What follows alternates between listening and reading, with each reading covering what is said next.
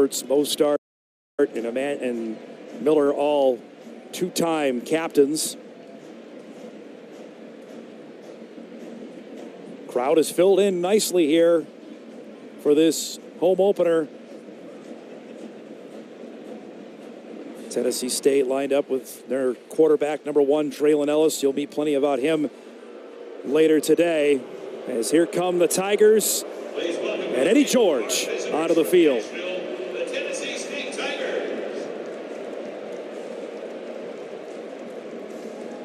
In his 4th season in guiding Tennessee State, it's about A to Z from programs what we saw last week with Colorado and the glitz and glamour of them to what Eddie George wants to do at Tennessee State. Yeah, and it's not just the resources. Obviously, Colorado coming from the Pac-12, now the Big 12, they're going to have more resources, but it's also the transfers, right? Like, I think Eddie George has done it a little bit different.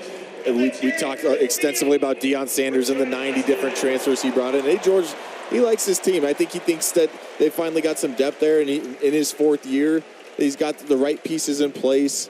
And I'll tell you what, Dom, I was down on the field, and I watched this guy growing up. I still wouldn't want to tackle him. I'm telling you, he still looks like he could play. Let's go down to the 3rd member of our team in his freshman year with our Peterson Farm Seed and Sideline Report. Here's Sam Getzinger. Sam, good afternoon. Hey, good afternoon to you too, Dom. And I did speak to Eddie George before the game. He took a moment to look around the Fargo Dome, and he told me that his team is well aware of what the NDSU brand stands for. And he said his team is very excited to play in an environment like this. He also told me that he's curious to see how his Tigers team will match up with their physicality against North Dakota State. But in all, he said it's going to be a great benchmark game for his team in week 2 of the season. As for the other side, NDSU, I talked to head coach Tim Polasek earlier this week. He's been in the Dome, he's coached in the Dome, but never as a head coach. And I asked him if he's nervous for this one. He said no. He's relying on the experiences he got in Wyoming and in Iowa that are helping him get through this matchup here in a big spot. And also, he's hoping that he can leverage this big fan base here at the Fargo Dome and get a home field crowd that will help him out throughout the game today. Thanks, Sam. Looking forward to his reports throughout the day and all season long. Missouri Valley crew on today. Our referee is David Hergert. You've traveled the distance. This is the coin. This third will be the heads. This will be the tails. This will be heads. This will be tails. All right. What's your call? Tails. Tails is the call. We have an honorary coin flipper. Tails is the call. It is heads. You've won the toss. What would you like to do? North Dakota State is one and elected to defer. You'll take the ball, right? You'll take the ball.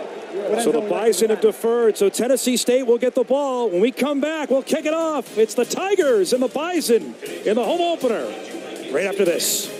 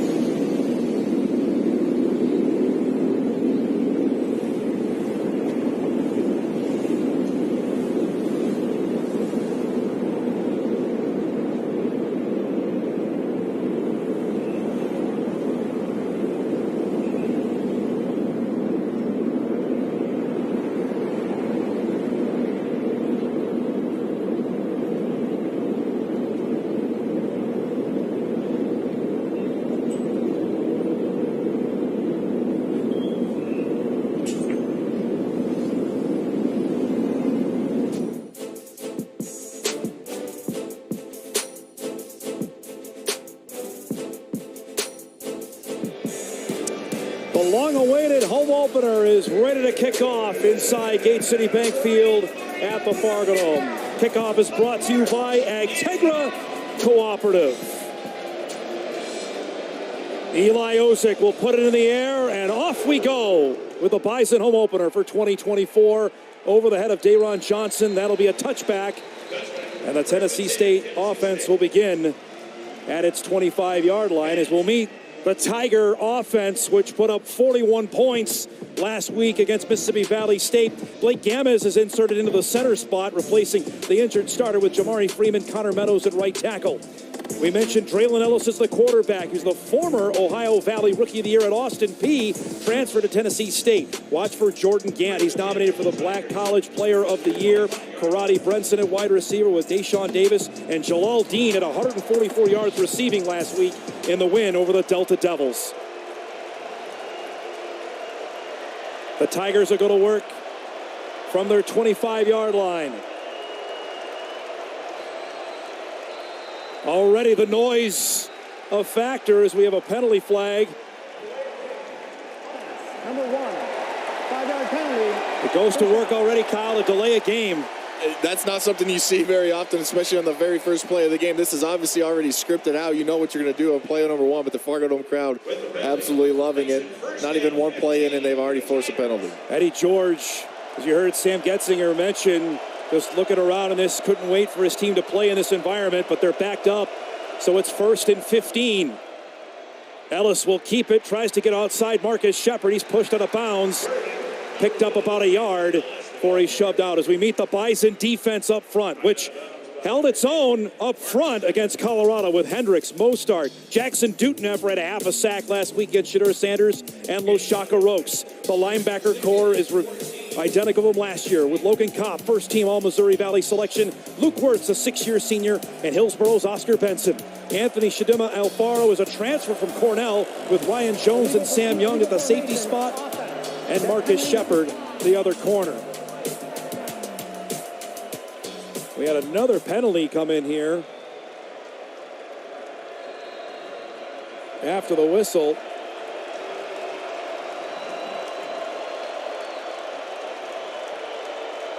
So it's 2nd down for Tennessee State. Ellis will get this one over the middle. That's picked up and caught. Jared Bullock, the tight end, on the reception on that as he gets out to the 25-yard line. It'll be a gain of 4. It'll be 3rd and 10 here for the Tigers. And a nice start defensively for NDSU. You saw that first play. Marcus Shepard strings out Traylon Ellis, who I think is really dangerous with his feet. We'll see how much they like to run him, but then a good job in coverage of just being right there to limit that play and bring up a long 3rd down. See our First Western Bank and Trust down in distance on 3rd and 10. Ellis floats that one. That's caught. Bullock again.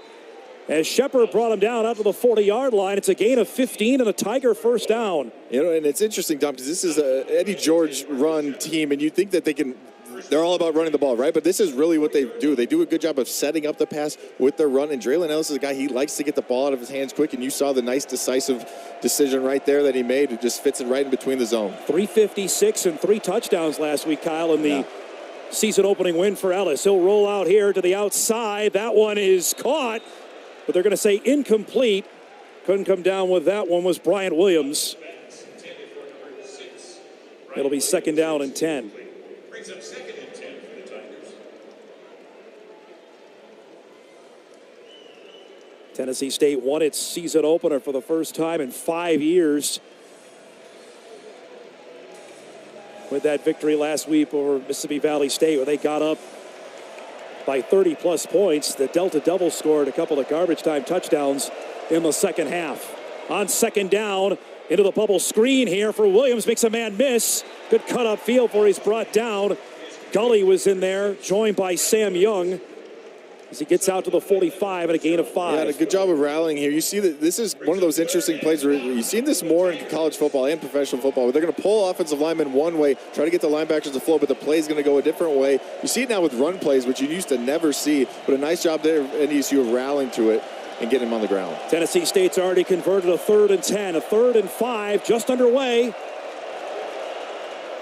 Ellis over the middle. That would tip, nearly intercepted through the hands of Marcus Gully. who's been flying out there for the former West Fargo Packer.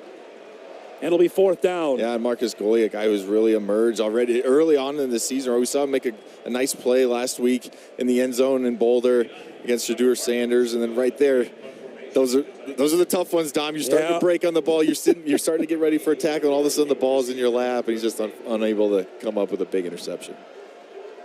Mark Shaduda will do the punting. Johnny Gore's back there. Fair catches that at about the 23-yard line. And that's where the Bison offense will get its first chance in this afternoon's game. And we'll meet them before they come out onto the field. The offensive line had plenty of scrutiny. They played out pretty well in their opener against Colorado. Zabel with Empey, Fraley, Rock, and Mason Miller. Miller and Zabel have combined for 53 starts. Cam Miller starts his 42nd game at quarterback. Marty Brown, the redshirt freshman from Omaha. Weremeyer, Stuffle at a touchdown. Lance out there at wide receiver. Cole Payton gets the carry and immediately brought down by Eric George. We talked about him. Payton lined up at the running back spot for the first time, but Tennessee State snuffed that one out. They saw that coming.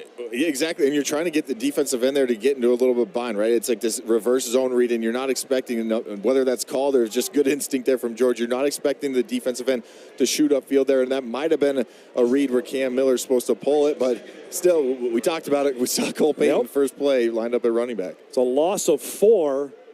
So George, who had a couple TFLs last week, has one as Miller will go to the air to the outside of Bryce Lance. Lance makes a man miss, still up the sideline and pushed out of bounds. The young man from Marshall had a dynamite fall camp and has a big-time play here out to the 45. Well, we heard Coach Polasek talk about this week his running backs, right? After you catch the ball, or after you run with the ball and you get hit, how many yards can you get after? I think Bryce Lance heard that message as well. This is a great play by him, just individual one-on-one effort of just a quick stop route, but then his ability to make some people miss, pick up a big gain there on first down. His largest reception is a Bison cow, 26 yards on that, out to the 45-yard line. On the first down is Marty Brown, redshirt freshman from Omaha, goes out to the 47 for a gain of 2 as we'll meet the Tennessee State defense. You've already met Eric George up front, their standout defensive end, number 44, Page, and Jalen Bell, number 5. Keep an eye on him at the defensive tackle spot. The linebackers with Walker, Nelson, and Micah Gay was the defensive player of the game last week in Tennessee State's win. Deion Villers on the back end. Watch for Jaden Coleman as well, number 32, one of the highest touted recruits in Tennessee State football history. On a 2nd and 7, Miller over the middle. Braylon Henderson, who had a nice game last week at 5 receptions. He's brought down there. Spencer Ruffin there on the tackle. I was really impressed last week, Don, with Braylon Henderson. Some of his route running, we saw it just working it. Like we mentioned it in the pregame. They got a lot of man coverage last week. Colorado selling out to stop the run, and he was one of those go-to guys, as we just saw right there. That was a short pickup, but him and Cam Miller, I feel like, have already established a good connection here this early on in this season. 5 receptions in the loss last week against the Buffaloes. Gain of 3. It's a 3rd down and 2 as Barika Penu gets his first carry. He goes nowhere, though. I mentioned Jalen Bell. He's in there. Joined by Roof, but Bell has been a force early on in this season, and it's going to be 4th down. Looks like the Bison offense is going to stay out there. Well, yeah, and this was the up and down part of their game last week. If you look at the rushing yards, 81 of them came from Cam Miller, and there was a lot of them scrambling around. So some of these design runs, talked about this in the pregame as well. Can you get that going? And at least early on, so far, Tennessee State did a nice job of shutting down some of those run plays. Bison offense will stay on the field. They've got to get to the 45-yard line here on the toss. Penu trying to sneak his way through. Looks like he's got it and picks up a Bison first down.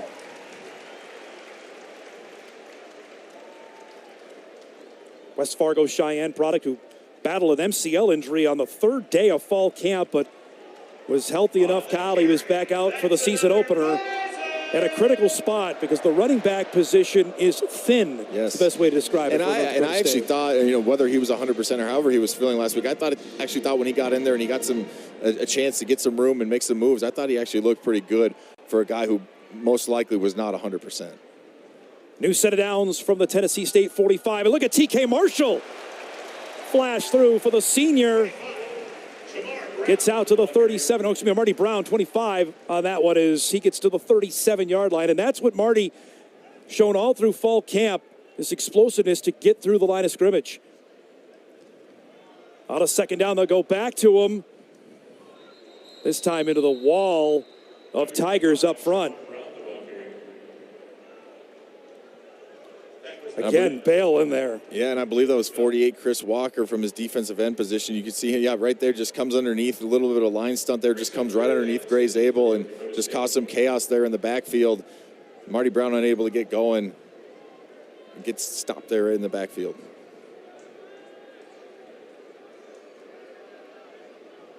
It's a 3rd down and 2 from the Tennessee State 37. Opening possession for the Bison. Miller to throw. Open. Lance on it. First down as he gets to the 31-yard line and a gain of 6. And Cole Payton was in there once again. Dom lined up at, I believe it was a tight end this time. But this is what, I know this looks like just such a simple play here, but it's the timing. It's the progression of Cam Miller and knowing where to go, seeing what he's going to see from the defense, and then knowing, okay, I'm going to have this quick stop route to Bryce Lance right there. It looks so simple, but it's so well done there by Cam Miller. Tyler Terhark split out to the bottom of your screen. And look out, Marty Brown explodes his way through down to the 24-yard line and a gain of 7. Young man from Omaha, Nebraska, who redshirted last year, Kyle. He went to the same high school at Easton Stick and R.J. Urzendowski. Creighton Prep, an outstanding high school football team in Nebraska. They'll go right back to him on 2nd down. Maybe got back to the line of scrimmage and a 3rd down coming up. Yeah, about the exact same play, Dom. The one before you saw, I believe it was Gray Zabel come around and kick out 48 Chris Walker, as we see right there on the screen. And this time, I think they ran the exact same play, and he just said, "You're not going to fool me again," and just kind of came right around it. We call that a box when you're the edge player and you're the force player, and he just kind of gave him a little swim move and did a nice job of limiting that gain. Brown the tailback. Henderson and Lance to the bottom of your screen. Gores and Chris Harris up, and Cam Miller's going to take it, and Cam Miller is going to walk in. Touchdown, North Dakota State.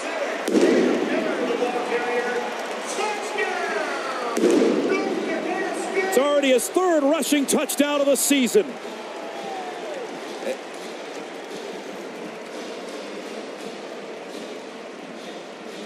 And hard to tell there, right there. I think this was designed, but either way, it was sold beautifully by Cam Miller. But you saw Marty Brown come up in a nice block from the running back position. He's been getting the ball out quick. This first drive, you saw him look one way. The entire defense went with it, and he just takes off and does what he does so well. Griffin Crosa, who's moving up the NDSU leaderboard of all-time scoring, knocks it through. 6:47 remaining, opening quarter. Cam Miller from 24 yards out has the Bison drawing first blood. They lead Tennessee State 7-0.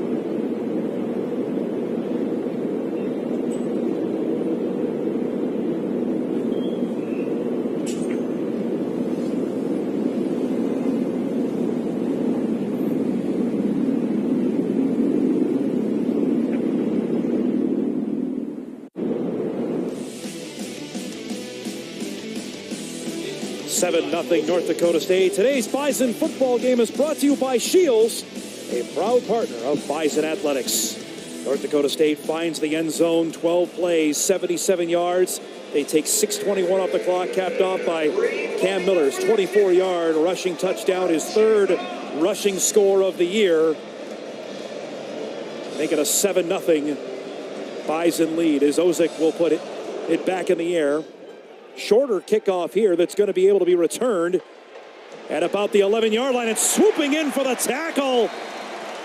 That's Enoch Sibamana, pride of Fargo South, who missed all of last season with a broken leg, flying in to make the tackle. Timeout on the field, 6:43 remaining in this first quarter, 7-0 Bison.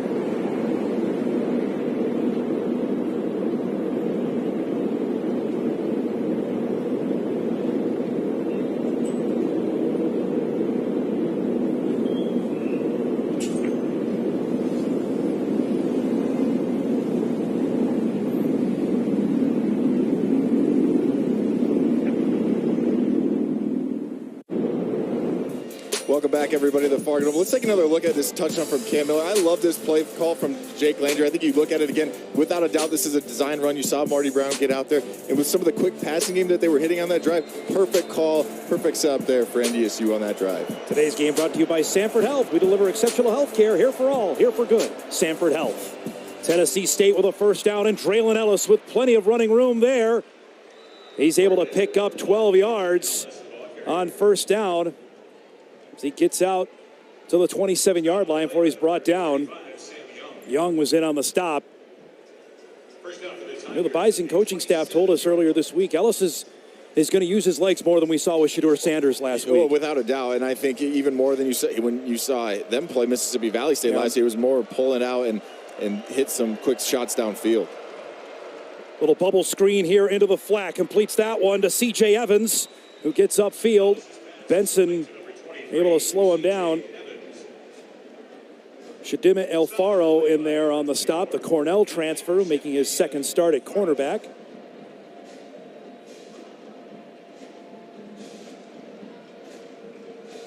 Brings up 2nd and 6 for the Tigers. There's a gain of 4, makes it 2nd down and 6. Ellis will throw again. That's tipped to the line of scrimmage and incomplete. Ellis's pass was tipped. Incomplete. Yeah, and a good job there by the Bison defensive line. They just tried to get Gant. You see him kind of hop there, and they know exactly what they're doing. They're trying. This is basically the same route you saw TK Marshall hit a week ago against Colorado, and they're just trying to run that little angle route one-on-one against a linebacker. Really tough route to cover, but a nice job of forcing Ellis to get rid of that ball and getting a hand on it, putting that ball behind him. 3rd and 6. Tennessee State 1 for 2 so far on third down conversions. Ellis will go over the middle. That one holding. Gully on the tackle as Davis on the reception. He's short of it. Boy, Gully is flying out there as he gets to the 34. That's just going to be a gain of 3, and it's going to be 4th down. Yeah, tremendous job. We just talked about Marcus Gully, and this is hard. They empty out the formation, and once again, you kind of get a one-on-one situation there, and a really good job by Marcus Gully of coming up with a key tackle.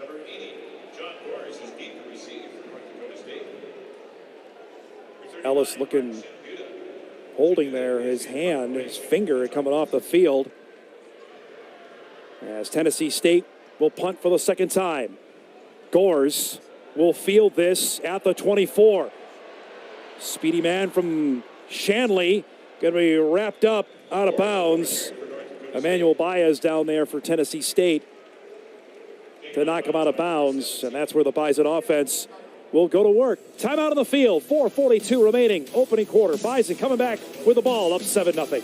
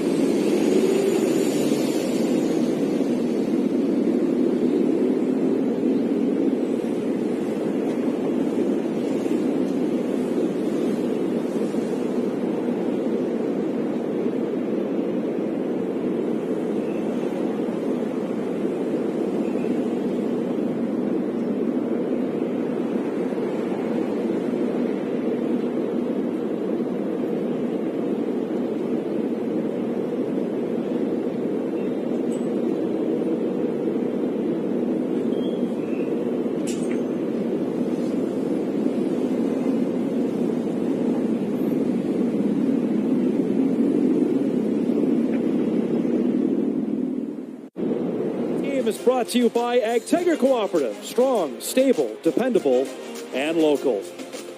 1st and 10 for North Dakota State. They go to work from the 31-yard line. Cam Miller will keep this, makes a nice cut, and gets out to the 40-yard line as we go down for a Peterson Farm Seeds sideline report. Here's Sam Getzinger. Yeah, Dom, Tennessee State head coach, quarterback Draylen Ellis in very visible pain going back to the sideline after that last drive. His left wrist has been heavily taped up, but it looks like he is still good to play. Keep an eye on here. That's not his throwing hand, obviously, Kyle, but affects the grip of the football. Saw he was grimacing when he came off on that last third down play. Miller picked up 9. It's a 2nd down and 1. Little play fake here. He's flushed. Throws off the back foot, incomplete. Trying to come back to it was Stuffle. And it's going to be 3rd and short. Yeah, they try the play action. A lot of times you see this max protection with play action. They still got 4 guys out on the route, and this is actually a really good job by Cam Miller with 2 guys in his face. Just to throw a little bit, obviously this is a little bit short, but just to put it in a place where the defenders, you see their heads turn, you put it in a place where you at least give your guy a chance. Obviously a really difficult throw, and a nice job of getting pressure there by Tennessee State. See, Deion Villers was the one pursuing number 6. Led the Tigers in tackles as Penu finds a seam. Barika Penu clobbered, but he gets all the way out to the 38-yard line and picks up a 1st down. That's a gain of 22. Well, you hear me talk about this a lot. You got to have an edge to the defense, and good job of Barika Penu with the vision there to see that there wasn't anything inside on the inside zone run play. Bounces it outside, but he took a shot there from McClendon at the end of that play. That's something to Tim Polasek. We played the soundbite from his press conference on Tuesday to see some explosiveness from the running backs. Brown did it earlier, and now Penu. They're probably going to look at targeting here, Dom. The previous play is under further review. Exactly right, Kyle. Our replay official is Pete Bobber, joined by Eric Oliver. Watching it live there, it seemed up high. As we'll get another look. Yeah, that's helmet to helmet there. Again, we've been down this road the last couple of years on trying to guess. I was just about to tell you, don't ask me because I think I was 0 for 5, since we've started this. Because, the funny thing, there's so many nuances to this rule, and they change. It seems like to me they change every year. Because at first it was, yes, if you look at this play, we're seeing it right here in the Fargo, without a doubt, that's helmet to helmet, that's crown of the helmet, whatever you want to call it. You can see it right here. I mean, that's clear as day. Right. But then I was told at times, are they defenseless? And there was different rules there, and I think those have changed as well. But clearly they saw enough to buzz down, and they're taking a look at this one. This could be huge for Tennessee State. That's Jalen McClendon, who's their starting corner, who's the one that brought Penu down. Redshirt junior. Hails from Tampa. He's been one of the leaders for the Tigers on the back end of their defense. The review is over. After further review, targeting, defense, number 8, hitting with the crown of the helmet. Number 8 is disqualified. 15 yards from the end of the run, automatic, first down. That's a huge blow for Tennessee State. One of their best defenders now is out for the rest of this game. And on top of that, Kyle, it puts the Bison now all the way down to the 24-yard line. Another look there. I mean, he's defenseless, I guess, to your point, because he's dipping, but he's dipped his head as well into him. Yeah, I mean, I didn't even want to give you my best guess, but in terms of did you lead with the crown of the helmet? Was it forcible contact? Yes, check the box, and I think that's what the referee saw. So NDSU with a new set of downs at the Tennessee State 24-yard line. Miller into the flat for Joe Stuffle. Stuffle with a head of steam. Fumbled the football. It came loose. Mason Miller was Johnny on the spot there.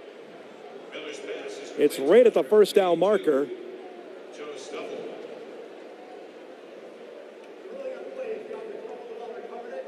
Yeah, that ball's out. As it squirted loose there, Sanders Ellis was on that for Tennessee State. As NDSU has now entered the red zone. 1st and 10 from the 14-yard line. Harris and Henderson to the bottom of your screen. Miller to the end zone for Henderson, incomplete. Nice coverage there from Boogie Trotter. Yeah, really good coverage there from Trotter. You had Henderson lined up on the inside there, and you're just going to get him a little post corner here, and it's just Cam Miller basically throwing it up one-on-one, and you see his head turn around. That's teach tape right there for how you want to play as a DB. 2nd down and 10. Miller so far 4 of 6 on the day for 47 yards. Bison are with 117 total yards of offense. Miller to throw. Touchdown! First career score for Bryce Lance.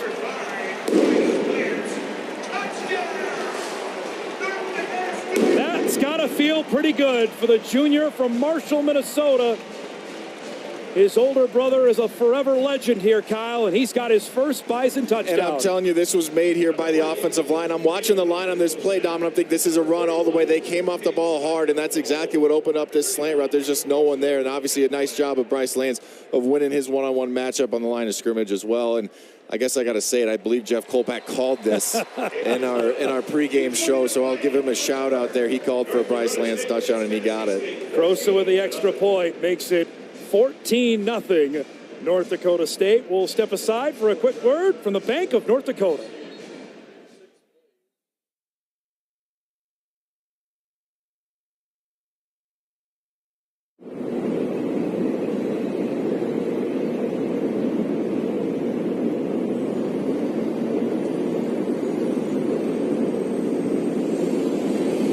Student loan decisions.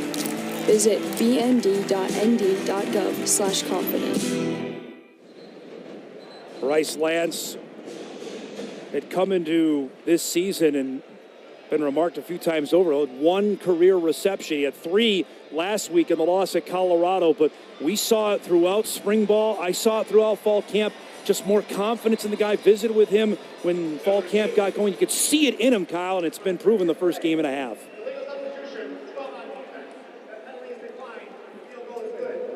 Kickoff. Tennessee State flag there for too many men, or legal substitution. Yeah, sorry, Don. It's all right. But you're right. I mean, he was a special teams guy. That was basically all he was seen at. And you heard Coach Balasek, if you didn't hear it, in the offseason, talk about, I can't believe this guy only has 1 career catch. And I think you saw it. It wasn't just on that touchdown, but you saw on one of those early throws there from Cam Miller what he can do after the catch is made.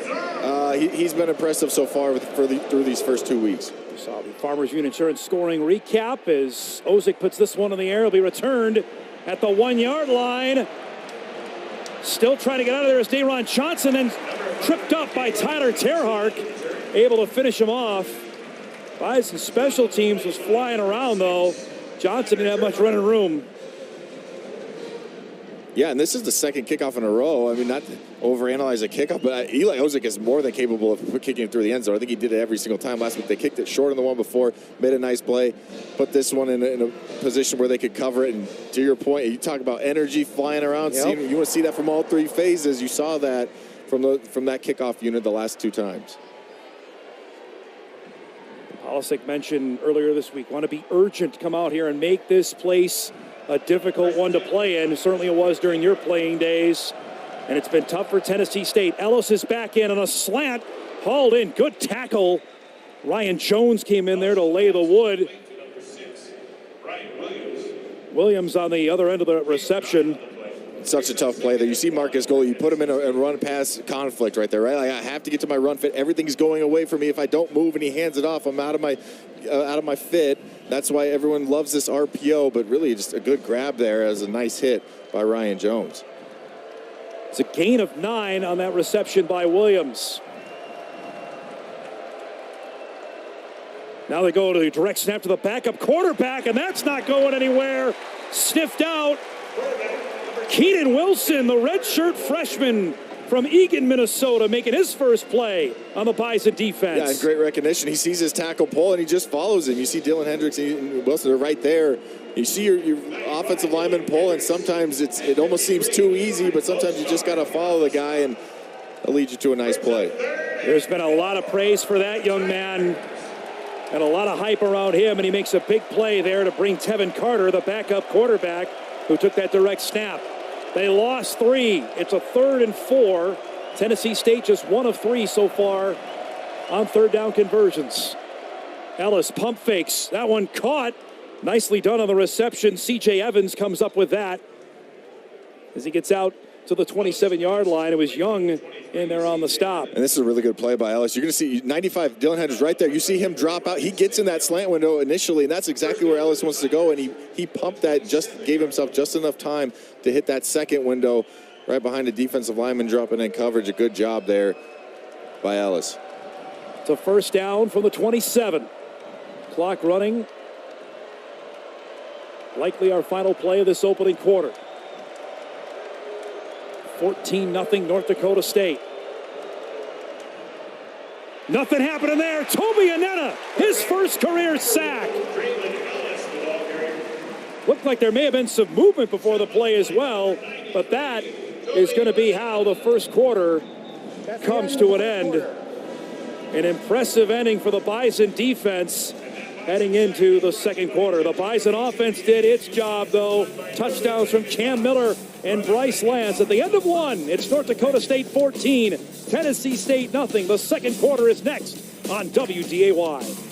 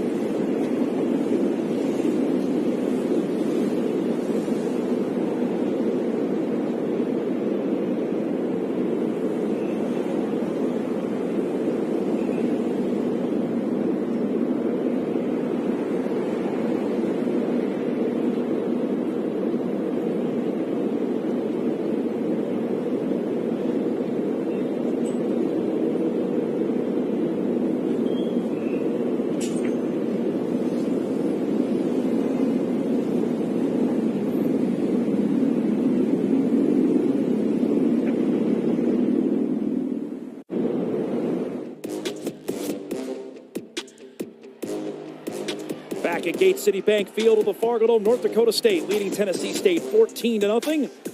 Kyle Emanuel, Sam Getzinger, our great crew. So excited to be back for another year of Bison football. I'm Dom Izzo. It's a 2nd down and 15 for the Tigers. You look at our First Western Bank and Trust down in distance. They'll go to Gant here on 2nd down. Just trying to weave his way through the Bison defense. He's able to do that. Out to the 26-yard line. It'll be a gain of 4. It'll be 3rd and long coming up. Yeah, and this is a little counter play I talked about earlier. They like to use this play, and then they'll run the exact same action off of it, and that's where they hit some of those big plays a week ago against Mississippi Valley State. And it's one of those things you got to shut down, otherwise it can become an issue. The play action becomes a little bit more effective. So a nice job there of rallying around the ball there for NDSU. Officially, they'll say 3rd and 10. From the 27. Tennessee State has had a couple of punts each time they've had the ball. Ellis on a blitz. That's it, caught. How about that? A one-handed reception. That was awfully impressive. Hauled in by Bullock, his 3rd catch already of the game, and able to pick up a Tennessee State 1st down. Yeah, and how about this catch? Look at that one hand. And a perfect play call there for Travis Partridge, the offensive coordinator. Sometimes it just times up with it. That could be a tendency thing as well. NDSU brought the blitz, had no one there in the middle of the field. Actually got Marcus Goley to go out with the motion there at the beginning. So you had no one in the middle of the field, a perfectly timed call. Bullock with a nice start to this game. A gain of 11. New set of downs for the Tigers at the 38.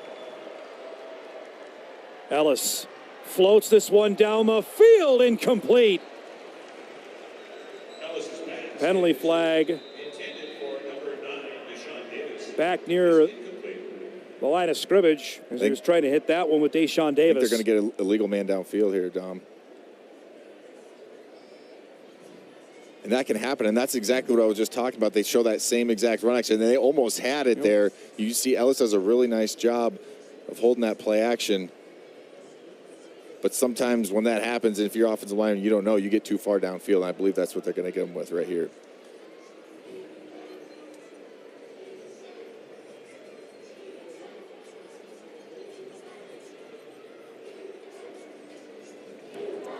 Ineligible player downfield, offense, number 57. 5-yard penalty from the previous spot. Repeat, 1st down. It's on Connor Meadows, the right tackle. And unfortunately, if you're a Tennessee State fan, this is something they struggle with. You see right there, 57 downfield blocking a linebacker. And look, he probably doesn't know this might be straight RPO, literally run pass option. And the quarterback's going to decide at the last minute, so he might not know he gets downfield blocking. And that is one of the downsides, especially if you're playing offensive line. It's tough to know what does that quarterback decide to do. And that's why that ball's got to come out quick a lot of times. So after the penalty, Tigers are backed up to the 33-yard line. Just underway, 2nd quarter. 14-0 Bison. They've had the ball twice. 2 touchdowns. Cam Miller and a Miller to Bryce Lance touchdown. Ellis nicely done on the option here.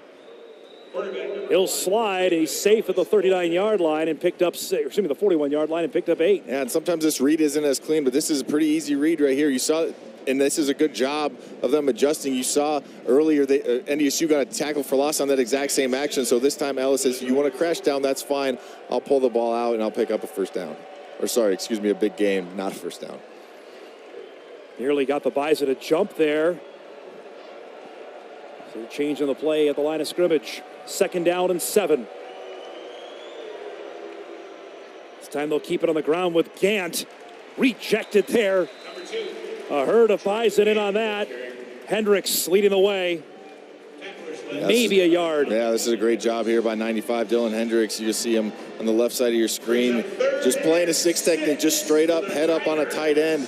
And winning in his gap and then bouncing outside and being a part of the play. That's what you want to see if you're new defensive end coach Carlton Littlejohn.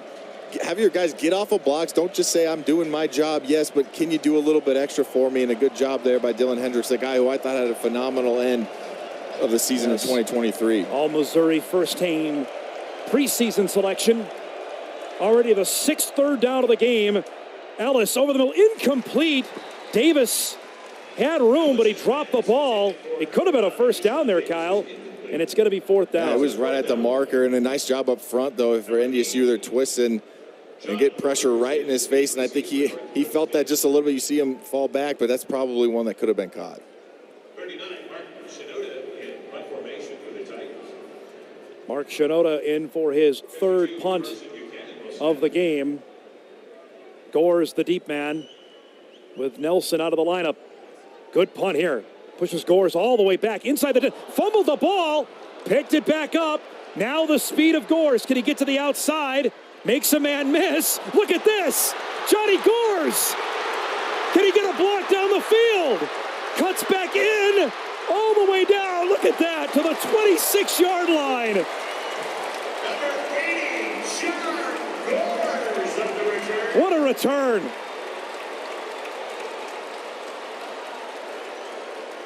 Well, Dom, when you drop the football, you got to find a way to make up for it. And I would say Johnny Gores, without a doubt, made up for it here. That's the last thing you want to do is, now you got to take your eyes off the coverage, but look at him just get to the outside. And then you got to give credit to the punt return team here. I got away with a little bit of a push to the back. A little bit from Chris Harris there. They might have lost him. They might have lost him on that sideline. And you see the speed and the explosiveness and why this coaching staff is excited about number 80. All of a sudden, they've got it set up at the Tiger 26-yard line here. As TK Marshall has his first carry of the game off the left side.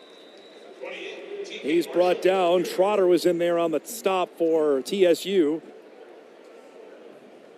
Again, he brings that electric element to it. We saw it all through fall camp with Gores. He kept getting more reps, and he's out there. He's doing stuff, Kyle. He just seems like a guy with... when the ball gets in his hand, something special is going to happen. You're right. We saw it a little bit a year ago when he got into some games, and then, as you mentioned, saw it a lot during spring ball as well. Gain of 3 for TK Marshall. 2nd and 7. Little bootleg. Marshall out of the backfield. Makes a nice cut. TK Marshall inside the 10. He's brought down at the 7-yard line. Ahmad Nelson in on the stop for the Tigers as the Bison are back in the ready red zone. Yeah, and Cam Miller took a shot there, but a good job of hanging in. And this is just that quick ride. It almost looks like the running back's coming right at me as a defensive end or as a flat player, and I think I have to come up and hit my run fit. Instead, it's just a quick play action running back to the flat. And I think these running backs heard what Coach Polisic said. They look like they're running angry here today, whether they're running the ball or catching it. 1st and goal from the 8. The toss to Marty Brown. Keeps churning the legs. He's still moving. He told me in spring ball, says, I crave contact. I love that. It looks like he seeks it out, Kyle. Yeah, and this is exactly what I'm talking about. We just saw it from TK Marshall, but and again, I know I keep bringing it up, but Coach Polisic challenged these guys. We heard it. We heard it. The enthusiasm, the energy kind of come out of him in that press conference, and that's the position he's coached here at NDSU before, and you saw it from TK Marshall the play before, and then Marty Brown bouncing off a few guys and pushing that even closer to the end zone. Brown is the deep back on a 2nd down and goal from the 3. Miller gives it. Brown, can he get in?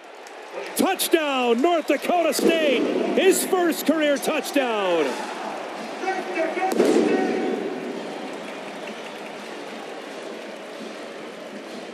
He scored plenty of them at Creighton Prep in Omaha, and he's got his first collegiate score. And you got to think that's first of many, a guy that they're really excited about. And this is just a duo play, I believe, here. You're just going to get double teams at the point of attack from the offensive line and just try and push right up behind them there if you're Marty Brown. And a good job of getting that surge there from that Bison offensive line to put them up 3 touchdowns. Gores set him up with the tremendous punt return that went from horrendous to beautiful, and that's capped off by Marty Brown's first career touchdown at North Dakota State. Crosa in for the extra point. Up and good. 9:37 remaining in the first half. It's all Bison here in the 2024 home opener. 21-0 North Dakota State.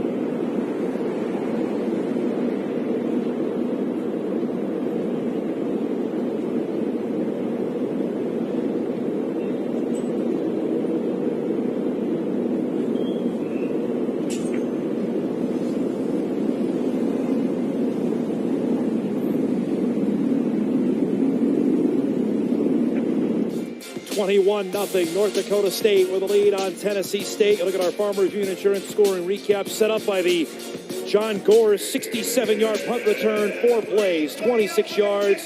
It ends with Marty Brown's 3-yard touchdown run and a 21-0 Bison lead as Ozick will put this one back in the air. This will be a touchback. As Kyle mentioned, he can do that pretty much on every kick if he wanted to. Timeout on the field. 9:37 remaining in the first half. Bison lead it 21-0.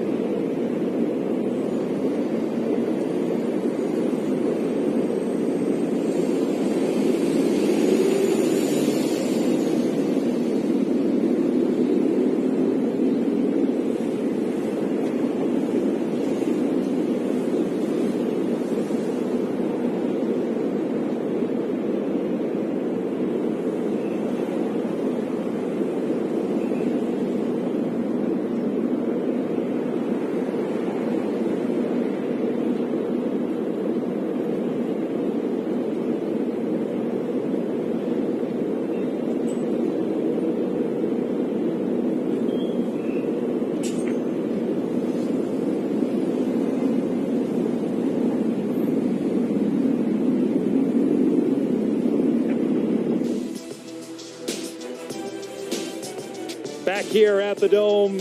Be sure to stop by Shields for all your hunting needs this fall. 21-0 Bison with the lead. Tennessee State goes to work from its own 25-yard line. Gant will get the carry here.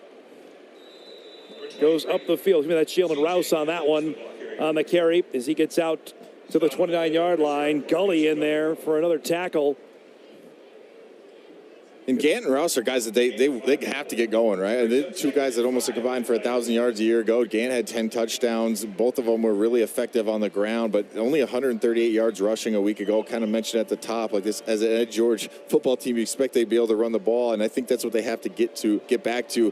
Can't completely abandon the running game, even though it is 21-0 this early in the ball game. Gain of 5.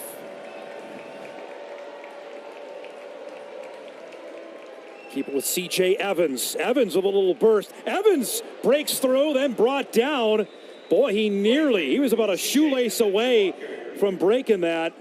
Cole Menz was able to clean it up, but not before Evans able to pick up a first down. Yeah, and this is just outside zone, and a good job of getting some push there from that offensive line. And then how about that angry run there from C.J. Evans? I think he might have heard me up here talking about they needed to establish the run game, because that was a man's run right there. Evans, a transfer from Austin Peay, much like his quarterback is in state. Ellis flushed. Now will float it. Can Johnson get there? Incomplete. Trying to get that. It should be Deshaun Davis. And it's going to be second down. Yeah, defensive coordinator Grant Olson dialed up the pressure there. And this is actually a really good job by Ellis of stepping up and at least giving himself a chance, and just barely puts that out of the reach there of Deshaun Davis. Let's go down to Sam.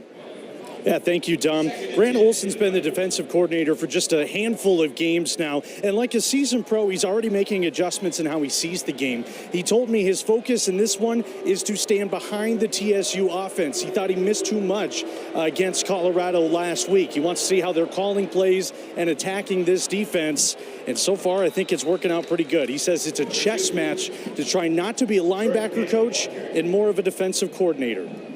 So Gant gets tripped up there by Luke Wirtz. It'll be 3rd down and 9.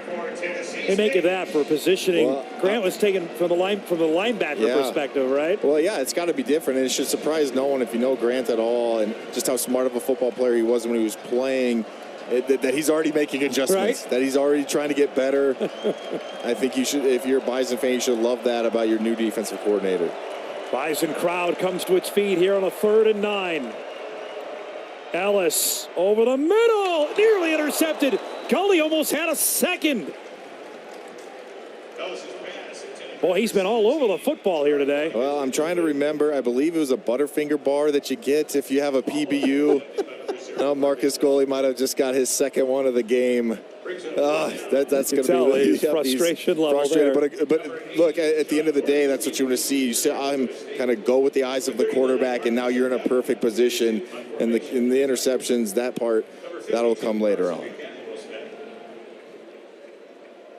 Shanuda will punt here for the 4th time. Over-end kick here that Gores will signal a fair catch this time.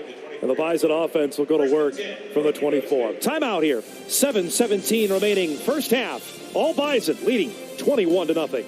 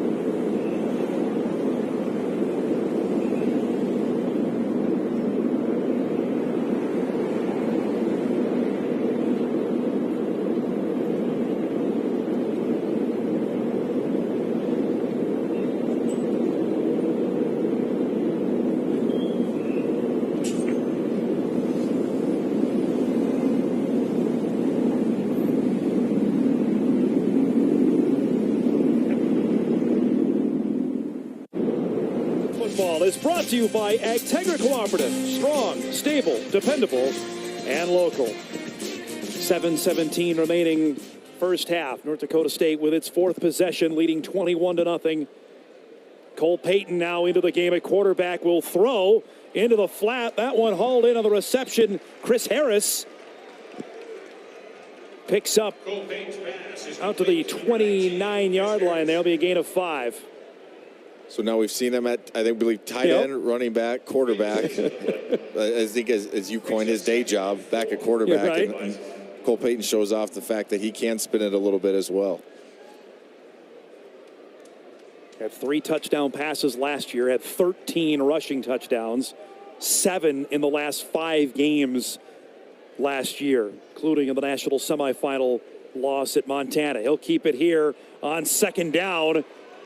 That 6'3", 230-pound frame able to pick up a first down as he gets out to the 36-yard line. before he's brought down by Jalen Bell. And I do think it is an interesting, do you want to call it a predicament? When Cam Miller is playing so well like he did a week ago, like we've already seen here today, but you have a weapon like Cole Payton who can do so many things. How do you find a way to use it? And I think that's why you and I and everyone, we keep talking about it, because he's such a unique player and what he's able to do. And we saw a ton of it a year ago, and I'm excited to see how that continues here this season. 3 wide receivers to the bottom of your screen. Terhart joined with Mekhi Collins and Chris Harris. They'll keep it on the ground as Brown chugs his way forward. Gets out to the 40-yard line and picks up 5 yards. George in on the stop. And that play didn't look like it was going to get much, and Brown got 5 out of that. Yeah, and this is a good job of cutting back there on a really good player in Eric George. And this is a tough one, right? Because it's an outside zone play here, and as a running back, you start going lateral. You got to find that vertical cut quickly, and Marty Brown does a nice job of finding that and then getting something out of it. Cam Miller now back in after Peyton ran the last 4 plays. On a 2nd down and 5 as we click down to 5 minutes remaining in the first half.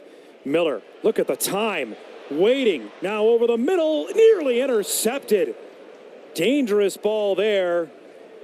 Fondren Hollis, the third, was in coverage and nearly had a pick. Yeah, and this might be one of the first poor decisions we've seen from Cam Miller this year. I just thought there was double coverage there, and I don't know if there was a ton of room to pull that one down, but that was a ball that had to be absolutely perfect for Bryce Lance to even have a chance, and fortunate that one falls to the turf. That coach was looking up at the big replay monitor there. 3rd down and 5. The Bison already 3 for 4 on 3rd down conversions in this game. They'll throw here. Quick screen to Cole Payton on the reception. Payton, though, going to be tripped up. Roof came in there on the stop. So that is his first career reception for Cole Payton, and it's going to be 4th down. 4th down, and it looks like the Bison are going to stay on the field. And I know there's a weird feeling in this stadium already, Dom, like this game is over somehow. But this, obviously, it's not. It's still early, and this is a big drive here and a big, potential stop if you're Tennessee State. If you can get in a touchdown here right before half, you're right back in this ball game. So a big 4th down conversion here upcoming. 4th and 2 on the Bison side of the field of the 43. Miller's going to keep it. Spins. Boy, big contact. Second effort, though, was able to get there and pick up a 1st down. Villers came in there. Looks like he's down. Well, Villers came in flying really in, I believe, hard. right here. You see what's the boom. And I thought initially Cam Miller took the worst of it, but Villers that's Villers who's down. Miller does a nice job of coming off of a spin and then bouncing off. Yeah, a shot like that to pick up that 1st down. Villers led the team in tackles last week. We'll step aside for a quick word here from Shields.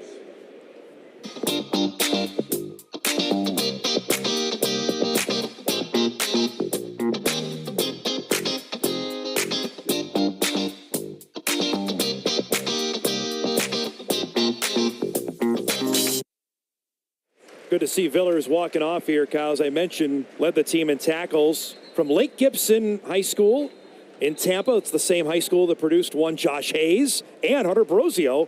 That is a dynamite high school football program in the Tampa area. Yeah, and like you said, a good young player there for Tennessee State. Hopefully, for them, it's just it's just a wind knocked out of him or something small, and he can get back into this ball game. They'll go to work after the new set of downs on the 4th down pickup. The Bison 2 for 2 already on 4th downs from the 46. Miller wants the deep ball. Going out that time for Lance, who caught. What a fantastic catch from Bryce Lance. All the way down to the 6-yard line. And this was just straight take a shot in a good pocket there for Cam Miller, but this was just a go ball. You see Johnny Gores running this straight verticals here from NDSU. Probably one like you could run on NCAA football now, and a good job of Bryce Lance going up and finding the ball. Inside the red zone here, a gain of 43. Here's Gores on the bubble screen. Gores! Touchdown! North Dakota State! The Forder walk-on has his first career score.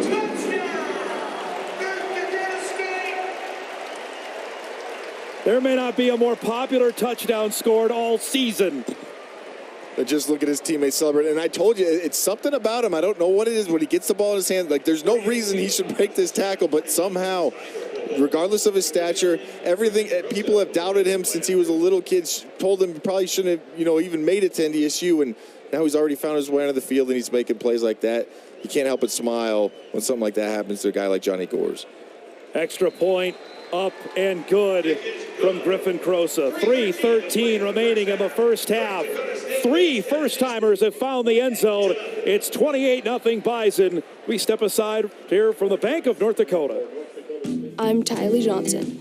I'm confident in the arena. And when it's time for college, I'm confident Bank of North Dakota will help you make good student loan decisions. Visit bnd.nd.gov/confident. In a previous life, you coached Johnny Gores at Shanley High School. This has got to feel pretty good for everybody that knows the young man. Well, and I saw, yeah, you're right. I saw him play in high school, and he's 5'6", 5'5", whatever he is.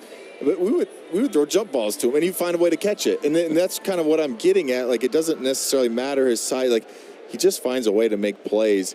And I thought when I saw that he was, going to walk on at NDSU, and people might have had their doubts. Oh yeah, what will he actually do when he gets there?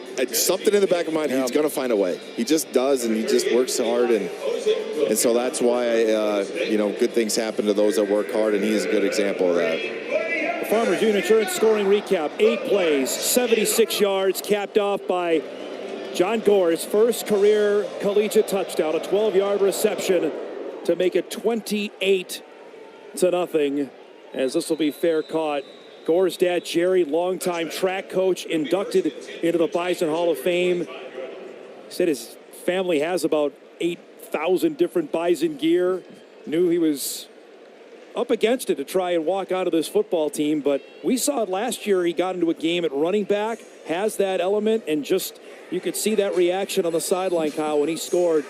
That's a special moment. Yeah, I don't know who was more excited, him or his teammates. Yeah. It was a good battle there, and you saw that's typically when you know how hard someone has worked just to get on the field, and you see that that hard work rewarded in a game like this. That's typically when you see that kind of reaction from your teammates. 233 total yards of offense for the Bison with 3:13 remaining, and we've got whistles and a timeout taken. Timeout, Tennessee State, their first of the half. Here by the Tigers. Remind for our viewers watching, new to the game this year in college football, there is the 2-minute timeout. It's not the 2-minute warning, so the game will stop with 2 minutes remaining as we get another look at Gores getting into the end zone. Part of the continued evolution of the college game to model more of the professional game. We saw it last year where the clock doesn't stop on first downs anymore. Yeah, and last year I thought, and I don't know if it was just because of that rule, it obviously had something to do with it. It felt like games flew by. I don't know if this two-minute timeout, apologies, I will definitely call it a 2-minute warning at some point, but this 2-minute timeout, does it make a huge difference? I don't know, but yes, getting closer and closer. Now you got the communication in the headsets, at least at the FBS level. You're right, it's getting closer and closer to that NFL style of play. Out of the timeout. 1st and 10. Little toss here, and that goes nowhere. Karate Brenson brought right down. Wirtz was in there, joined by Hendricks. Well, this is great recognition by Dylan Hendricks. You see him go outside, and then he just doesn't fall for it. Just gets upfield. And I don't know, maybe he just fell into that one. He saw his guys go outside. He starts to step with them, and then all of a sudden you look, and the ball carrier's right in your lap. But a good play there by Dylan Hendricks. Hendricks waited such a long time, 3 full football seasons to get on the field, battling a variety of neck injuries. We saw him, Kyle, remember the fall of 2022, make his debut and really started, I thought, to make an impact late in that season. And certainly it was all of last year as a first-team All-Valley selection. On 2nd down, nice move there to get to the outside by Jalen Rouse as he gets out to the 30-yard line before Young came in there on the stop. It's a gain of 5. And you see the ability there from Jalen Rouse. We've seen a couple nice runs here now, going back to that last drive as well from Tennessee State. And you start to get down in this ball game now. Here comes that 2-minute timeout, but you still have to find a way to run the ball throughout the rest of this game. 2-minute timeout. 28-0. North Dakota State with the lead. Back to wrap up the first half from the Fargo Dome after this.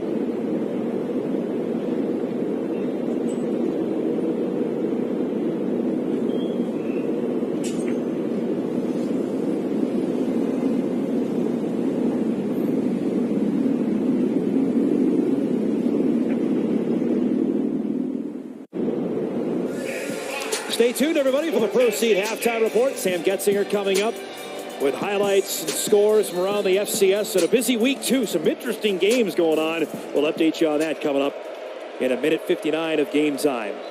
Movement here before the snap on a 3rd down and 5. Early indications this is a false start on TSU. False start, offense, number 53. 5-yard penalty. It's on the center, Blake Gammas.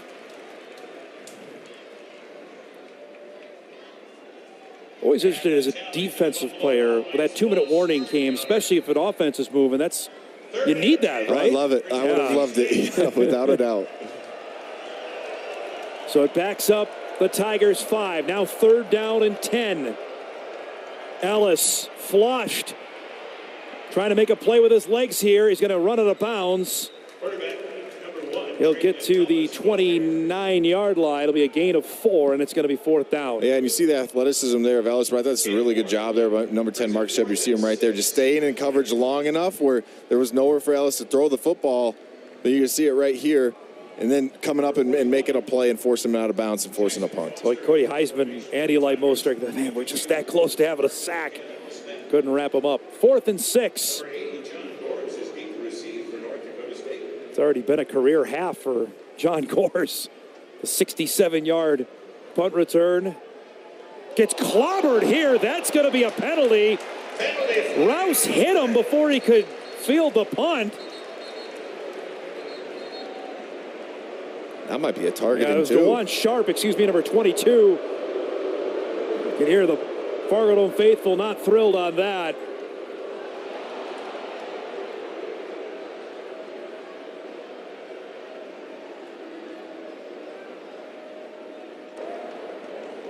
Kick catching interference, number 22 of the kicking team. 15 yards from the spot of foul. 1st down. And that's a bonus 15, Kyle. The Bison have all their timeouts. You get another look here. Now, if this isn't, if that's not targeting, that's right. I don't. Yeah, it's a good point. point. This is why I say don't ask me, because obviously he's defenseless. This is crown of the helmet, right under the chin. And this is why this rule continues to baffle me to this day. So the Bison now with all 3 timeouts and the ball at the 40-yard line and a boatload of time. 1:43 remaining in the first half. Already up 28-0. Nothing happening there. Eric George in there. You can see the athleticism he has as he wraps up TK Marshall. Yeah, and this is exactly why we pointed him out there at the beginning of this game, and his ability not only to get after the passer, but in the run game as well. His arms look like my legs here. 2nd down and 10. Miller over the middle, wide open. Harris on the reception. Chris Harris with his longest career catch gets all the way out to the TSU 36-yard line. Yeah, and a long developing route here, and a good job of giving Cam Miller enough time for Chris Harris. Just a long, deep in route there that needed some time to develop. And Cam Miller had the time, and he delivers a strike once again. It's a gain of 24 to Harris. Young man from El Paso who's put on scholarship during fall camp. One of those great moments that we've seen go viral. He's battled his way up the depth chart. He's been a warrior on special teams over the last couple of years. You mentioned about Bryce Lance. Harris has been in that same boat.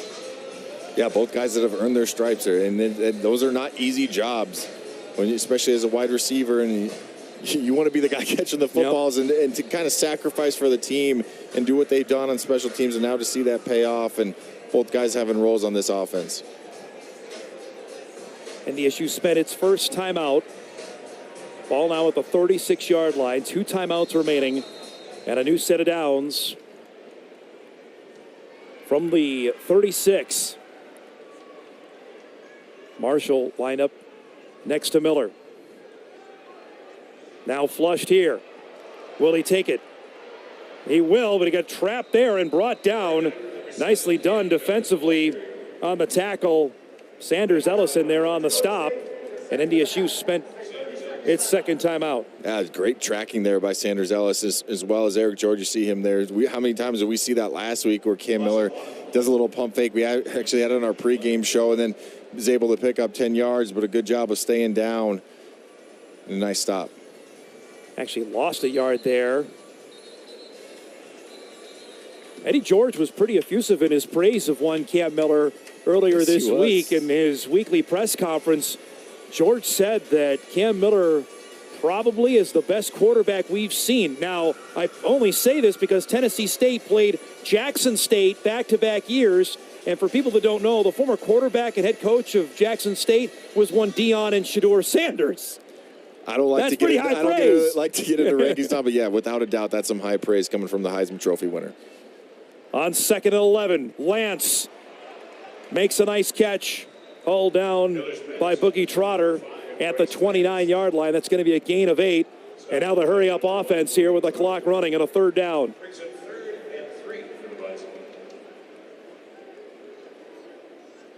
Collins out there with Terhark and Lance. On 3rd down, Miller looking the way of Tyler Terhark. Comes up with a catch. That's good enough for a 1st down, so the clock will stop just to get the chains moving, and then it'll run again as he's got to the 21. Yeah, and the Tigers brought the house there, and Cam Miller knew it, and we actually highlighted one of these plays earlier, and he just stood in there, takes the hit, and delivers a nice strike. The gain of 8. Miller flushed here. Look at the green grass.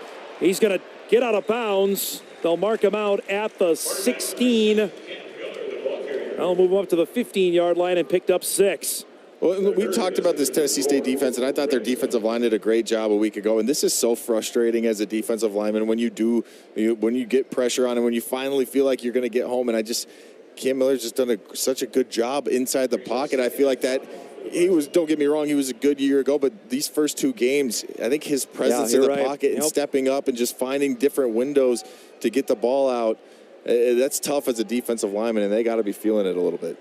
Bison are back in the red zone here with a 2nd down and 4 from the 15-yard line. They'll keep it on the ground with Barika Penu. Penu makes a spin, still churning the legs there. He's down to the 6-yard line. It's a 1st down, and NDSU will spend its final timeout here with 21 seconds remaining. And NDSU knock it on the door for another touchdown. And this is the difference between a week ago. I just think, watch it. You see that there's a free guy, the free hitter right there in the hole, and Barika Penu just does a really good job of making one man miss. And that's what you have to do as a running back. That's how you turn those, 2, 3, 4-yard gains into 8, 9, and you move the chains. And a nice cut there from number 8. Bison nearly with 300 yards of offense, Kyle, in the first half, 287. Miller continuing his, you mentioned, dynamic start to the season. 12 of 15, 173 yards and 2 touchdowns for Cam Miller. And he was in the Mr. first half. Efficiency last year, and he's just picked up right where he left off. And in my opinion, done even better. I think he was 18 for 22 a week ago, and what got overshadowed because of the losses. NDSU put up 450 yards of offense themselves a week ago. Now, Colorado obviously put up almost 500 throwing the ball, but still, they had a nice day themselves. 1st and goal from the 6. Miller to Lance. Touchdown! He got it! What a catch from Bryce Lance! Miller's pass, number 5. Bryce Lance is complete. Touchdown! 2 1/2. Well, I don't think you can do it much better than this, Dom, from the throw and the catch. This is really good coverage here from Tennessee State. This ball has to be on the back shoulder, and it has to be on time. And then you see, bro, that's good in the NFL. That's 2 feet down. That's good on Sundays as well. Watch this highlight here of the spotlight. Yowza. Now, to be fair, because I was complaining that he might have got away with a little bit of a push, I do have to be fair there. But still, the catch and throw, phenomenal there from Cam Miller and Bryce Lance. Crosa with the extra point is good. Bryce Lance told me I spent most of my offseason working out with my brother. But by the way, as a quarterback for the Dallas Cowboys, who know full well how to throw the ball in a tight spot in the end zone. It's not a bad guy to work out with. He's waited so long to get his opportunity on the field and clearly knew, obviously, all the talk of his brother that dominated when he was here and Trey was getting ready to enter into the NFL draft and had to deal with that shadow, Kyle. And it's been a bit, and now finally he's had a chance here to shine. And boy, it started off 2024 with a great way. And for so long, he was probably just your Trey's brother for so long, and he tried to find that role here on this team. And as we mentioned, it was special teams for a while, and now this coaching staff has come in, and he's obviously taken the next step. They have some faith in him, and he's paying off for them in these first 2 games. Remind you, at Marshall High School, he was a fantastic player as well. All the stories about his brother and what Trey did, Bryce was pretty darn good as well. And we've seen that come to fruition in the first game and a half of 2024. 6-yard touchdown to cap off an 8-play, 60-yard drive for North Dakota State as Ozick booms another touchback. As Tennessee State will get it here with 16 seconds remaining in the half with 2 timeouts left to work with for the Tigers. A reminder, the Bison will get the ball to start the second half. An electric half from Cam Miller, 13 of 16, 179 and 3. As you look at our Farmers Union Insurance scoring recap, it took all of 1 minute for them to move down the field and get Bryce Lance his second receiving touchdown of the half. Looks like Tennessee State will want to knee this out to go to halftime. That's about as perfect a half as you'd want for Tim Polasek and NDSU as they'll go into the halftime break leading 35-0 behind 3 touchdown passes from Cam Miller. A rushing touchdown added in from Miller as well, and 1 from Marty Brown. And a defense that held just 106 yards to Tennessee State. As Sam Getzinger is standing by with Tim Polasek. Thank you, Dom. Tim, your first half as head coach here inside of the Dome. How do you feel up by 35? Well, you feel good. There's a couple pieces there, though, you'd like to see executed a little better. Obviously, I think we're throwing it pretty efficiently. A couple runs got to be a little cleaner still, but the guys are running hard. We challenged them on Yak, and we've got Bryce breaking some tackles. Marty ran hard down there. So far, so good. Well, you mentioned them. Career days for Marty Brown, Bryce Lance, and Johnny Gores. Talk about their performance in that first half. Well, it's all about opportunity and capitalizing on it. And so we expect everybody to be ready when they get their chance, and that's all it is. Thank you, Coach. Best of luck in the second half. Be sure to stick around. North Dakota State leading by 35 over Tennessee State. Proceed halftime report coming up next on WDAY.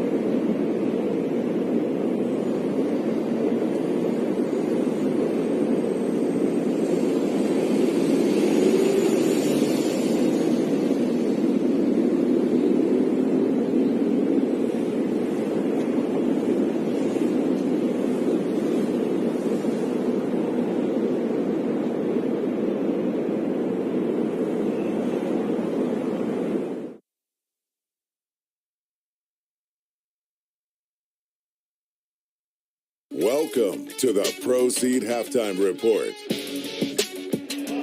Back inside the Fargo Dome for the Proceed Halftime Report. North Dakota State leading Tennessee State 35-0 after the first two quarters. There is a full slate of college football games happening all across the country. Let's take a look at some of those FCS scores that are going on right now. A look at the scoreboard brought to you by Ag Country Farm Credit Services. South Dakota at Wisconsin today at hostile Camp Randall Stadium.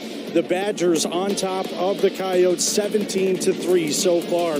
Missouri State at Ball State, a tight game there, 28-21, Ball State lead. That game is in the fourth quarter. Northern Iowa at St. Thomas. The Tommies trying to avenge a loss to a Division II program from a week ago.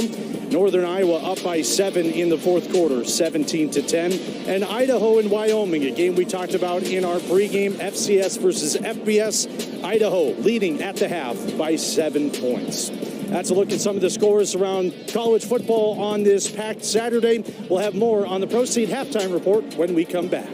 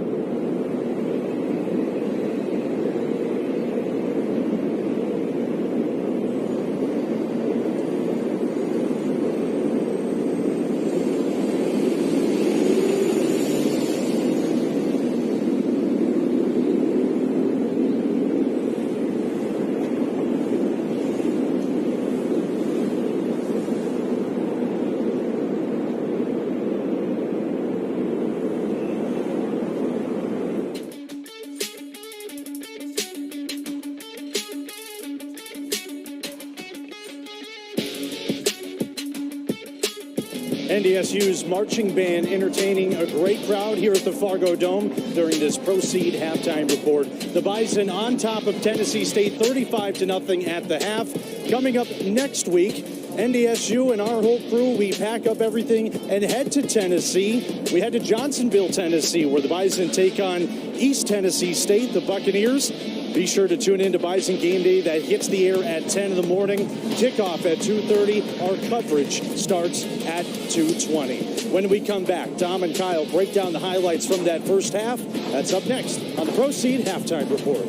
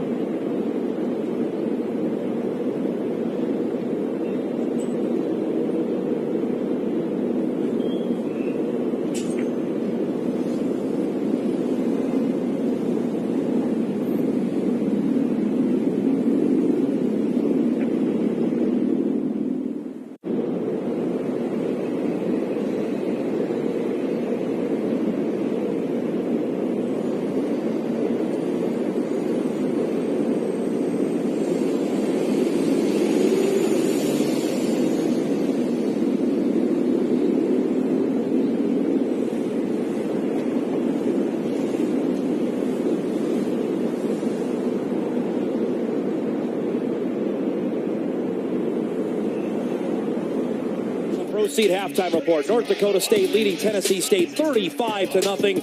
With Kyle Emanuel, I'm Dom Izzo. That was about as clean a half of football as we've seen in a long time, Kyle. 293 total yards of offense.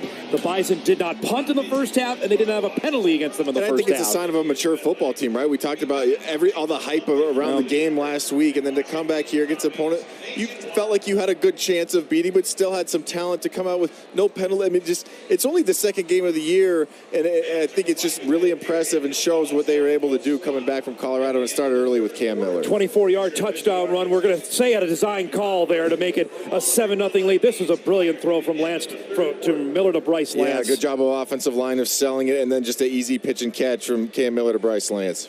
After that, the Bison defense went to work. Toby Annetta comes in with his first career sack, young man from Eastridge, Minnesota. Then Marty Brown got his first career score. Yeah, we just mentioned the offensive line selling it before. Now an actual design run and a good job there of getting a push and getting Marty Brown and knocking his buddy over as well.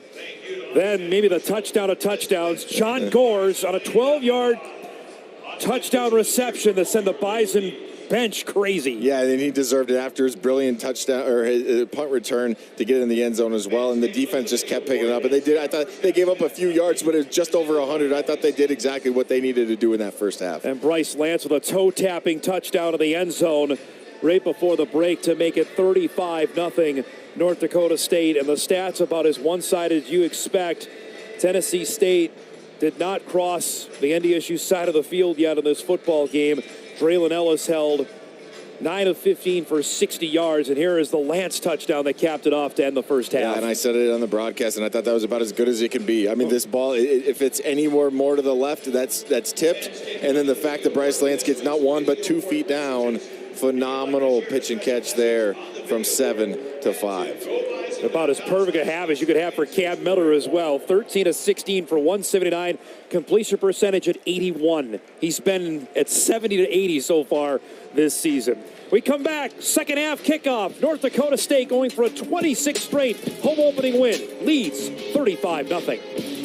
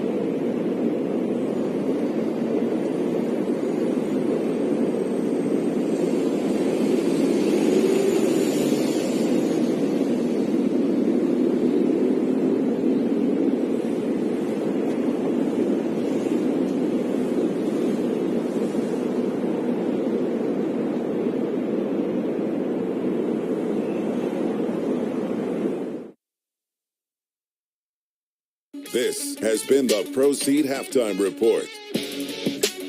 Back here, North Dakota State leading Tennessee State 35-0. Look at our Ag Country player profile.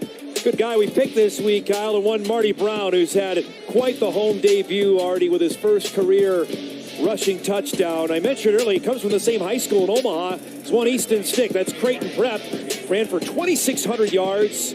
Was an all-state selection. Visited with a couple of buddies of mine in Omaha. Had that same chip like yourself on Nebraska. Thought the Huskers should have looked at him. The Bison wanted him. He could be another great find out of the state of Nebraska. And I think he already is. I mean, I know it's only been 2 games, but just what you hear what the coaches say about him, what you saw from spring ball. Now he's got a long way to go. Obviously, but 2 games in, you got to be excited about what you've seen so far from Marty Brown. Second half kickoff brought to you by Agtegra Cooperative. This will be returned out of the end zone. Good move here. Chance to break one loose for Jackson Williams. Another guy from Omaha, Nebraska. True freshman makes a huge impact here.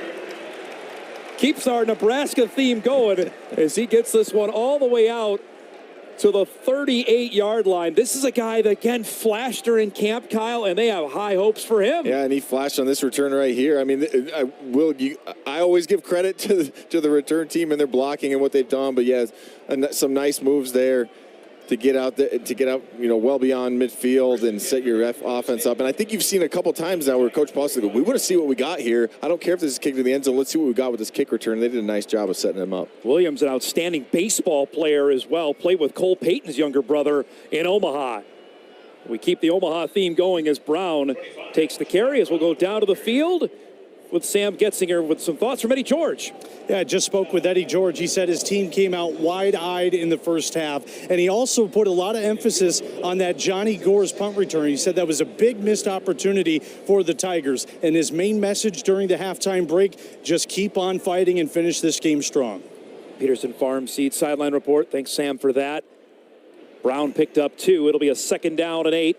Just underway here in the second half. Bison had the ball 5 times in the first half. They scored 5 touchdowns. Brown to the outside. Look at the speed. He got a penalty flag. We're going to give that the Emmanuel jinx since we had no penalties on NDSU in the first half. This may be their first. Well, I pointed it out, Don, but you were the one who said it. So, but yes, the broadcaster jinx does come in. Offense, number 63. It's going to be on Trent penalty. Fraley, the center. Second down. Fraley is a transfer from Marshall, from the Thundering Herd. Of course, his dad, Hank, is the offensive line coach of the Detroit Lions. He himself was a pretty darn good NFL player. And I believe at the game a week ago, yes, he was. Amongst about 30 to 32, maybe, his other NFL scouts there in attendance. And, yes, comes from a great line of NFL talent, obviously, and had a pretty good game in that Colorado one as well. Back to Bison up here to their side of the field from the 47. 2nd down and 18. Brown will try to cut up here. Good tackle. Flying in with Sanders Ellis, who's had a nice half so far for Tennessee State. It's going to be a 3rd down. Yeah, and I think they do a nice job here, Tennessee State, of just stringing this out. I talk about this a lot. When you run this zone play, obviously the end goal is not to have your running back running east and west. At some point, you want to get him to go north and south. And Tennessee State, nice job by a couple different guys there, forcing Marty Brown to just keep stringing that out and limiting that gain. 3rd down now and 18. Bison have got to get to the Tennessee State 35. Miller with time floats that one incomplete, just out of the reach of Barika Penu. And for the first time in the game, North Dakota State will punt. And I guess I might have jinxed that one as well. But in a game it's 35-0, but you put your one offense out there again for the reason to say, we don't care what the score is. Let's go out there, compete. Let's be able to come out of halftime and continue what we did in the first half. So regardless of the score, that's got to be a little bit disappointing for Coach Polasek and this coaching staff to come out maybe just a little bit flat. Dayron Johnson is back deep as Caden Steindorf had a great week last week in Boulder. Johnson will fair catch that at the 12-yard line, and that's where Tennessee State will begin. Timeout. 12:53 remaining, 3rd quarter. Bison leading it 35-0.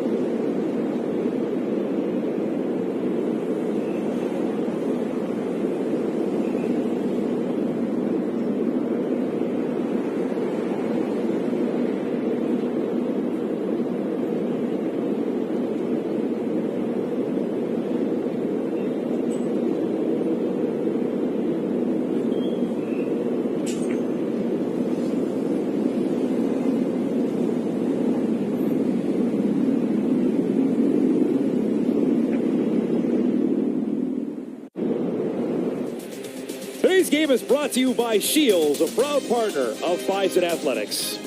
Tennessee State back on offense after North Dakota State was forced to punt for the first time. Will go to work from the 14-yard line. They'll keep it on the ground on first down. Loshaka Rokes swooming in there to bring down Jaden McGill. We've talked about that guy for the last couple of years, and now being a senior, high expectations for him. Yeah, without a doubt, and that's textbook right there how to play a six technique. I think I talked about this a little bit earlier on, but six technique, you're basically lined up, head up with the tight end. You have the gap inside of you, but you have to be able to get extension, and you saw that on that replay right there. Got extension, got off the ball, or got off of his block, and was able to make a play. Won a state championship at Wayzata High School. On a second down, go right back there. Dylan Hendricks immediately wrapping up Jaden McGill. McGill, who ran for 41 yards last week in the win over Mississippi Valley State. It'll be third and long. And we just talked about this with the offense, but if you're Coach Pollock, this is what you put out a lot of your one defenses to get them going again. And at least for these first two plays, good job of stuffing the run. Moorhead's Austin Altapeter out at middle linebacker, number 32. Bison have had some rotational depth there at linebacker with Logan Kopp and Nick Kubitz both resting in this game. It's 3rd and 9. Under pressure is Ellis, and down he goes. Jackson Duteneffer cleaned it up. The pride of Mandan, who had a half sack last week, and it's going to be 4th down. And that might have been Altapeter actually he got him first. And you can see right here, he just comes completely clean right up the middle and actually kind of gets taken out by his own guy. But either way, a nice blitz dialed up there by Grant Olson and this defensive staff to get Altapeter running completely free right down the middle of that offensive line. Former Moorhead spud is Altapeter. He and Nathaniel Staling, early commits of the class of 2021, as we've got whistles here right before the punt. False start. Offense, number 18. 5-yard penalty. 4th down. That's 2 false starts. That means So they'll back him up 5 here. See Cam Miller warming up to come back out for this next series. The Tigers have exactly 100 yards of offense, and boy, there is no room the back end there.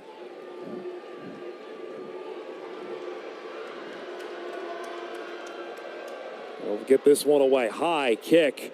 Gores will field this one right at midfield, and he's got some room. Brought down on the tackle. Cunningham in there to bring him down. And that will take us to break. 10:35 remaining, third quarter. Bison offense coming back out, leading it 35-0.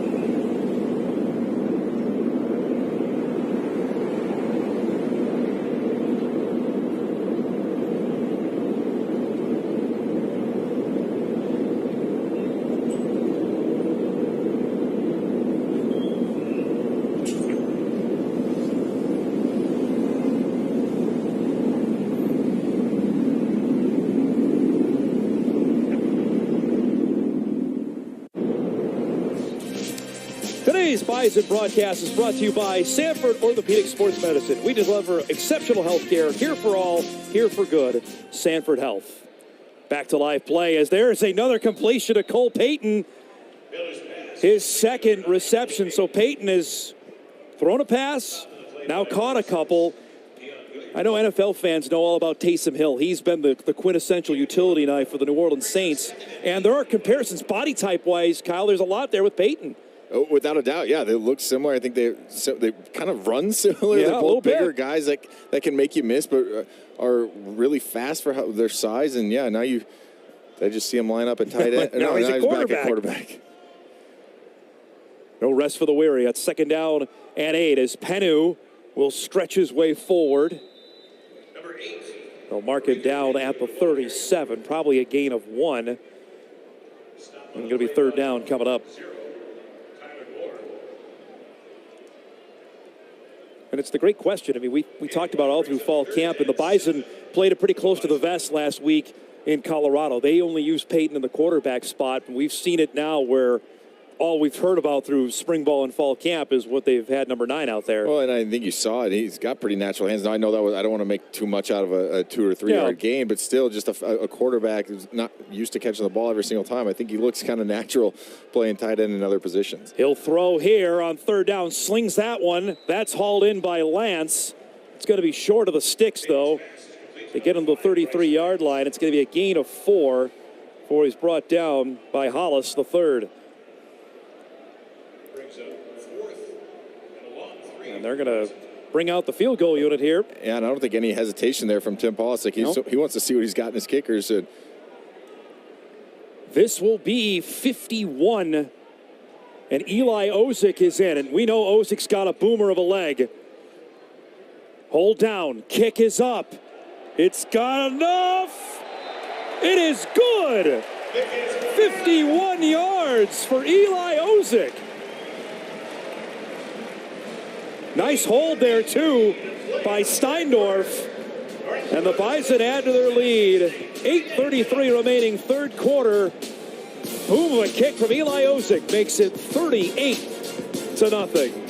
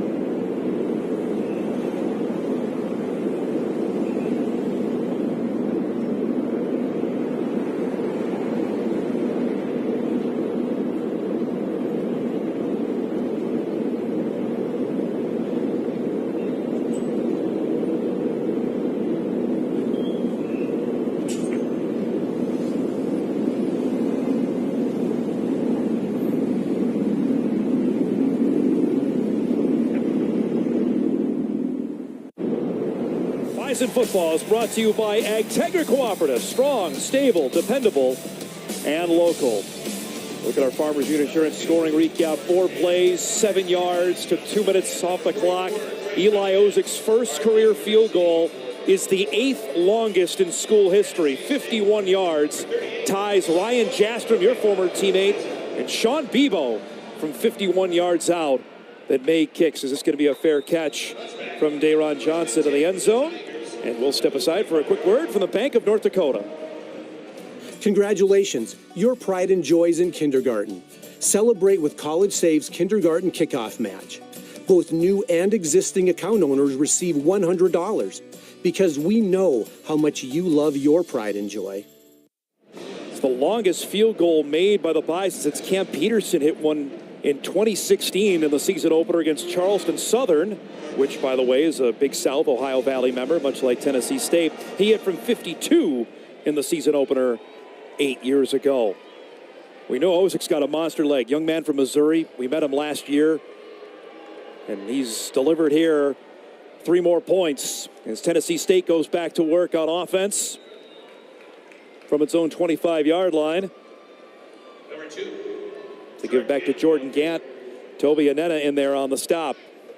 Yeah, and I just want to go back to that field goal for a second because that was actually in an area of the field where you think you'd just go for it, right? You're kind of in no man's land a little bit. Why not go for it? But I think, Coach Bostic wants to see what he had in Eli Ozik. Probably seen it in practice. Can you do it in a game?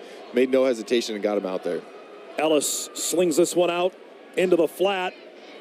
Gang tackle there. Jalen Duffy in there as Jalal Dean on the reception. Been a quiet day for Dean, who had a monster day last Saturday in the win over Mississippi Valley State. Tennessee Tech transfer. 9 receptions for 144 yards and a touchdown. But I was expecting to say his name a lot, yeah. Dom. I'm right there with you watching that game a week ago, and he was really impressive. And a lot of it was similar things like that, where it's quick play action and getting the ball out. And you heard Coach Polisek talk about that's what Tennessee State does really well, a little bit different than Shedeur Sanders that we saw a week ago. But this Bison defense has been up to the task, slowing down both of their studs. This is a young-looking Bison D out here right now as Carter fumbled the ball. It's loose. Duffy, can he fall on it? And he does for a fumble recovery for Jalen Duffy. And the Bison force their first turnover of the game.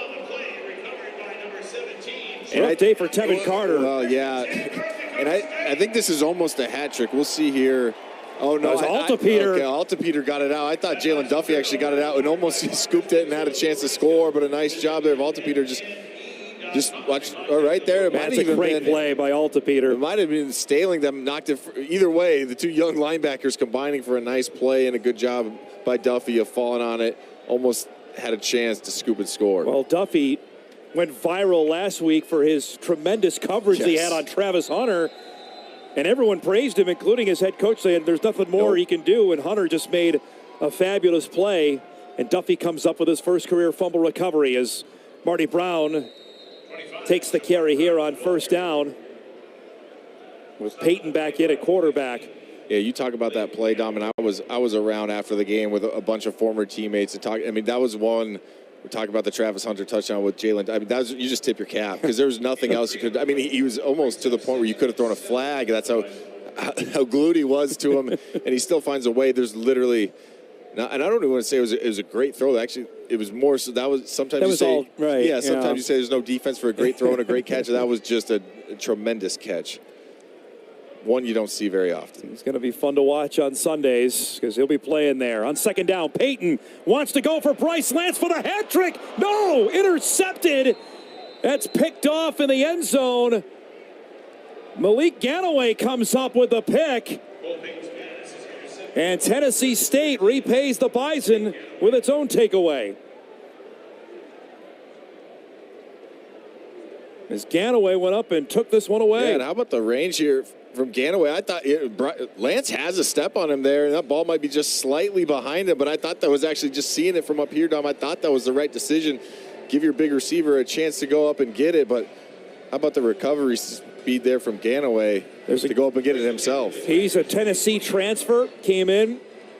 You can see why the Vols probably were looking at him for that kind of speed and range that he just showed there for the redshirt sophomore to come in and make that play. So we trade turnovers.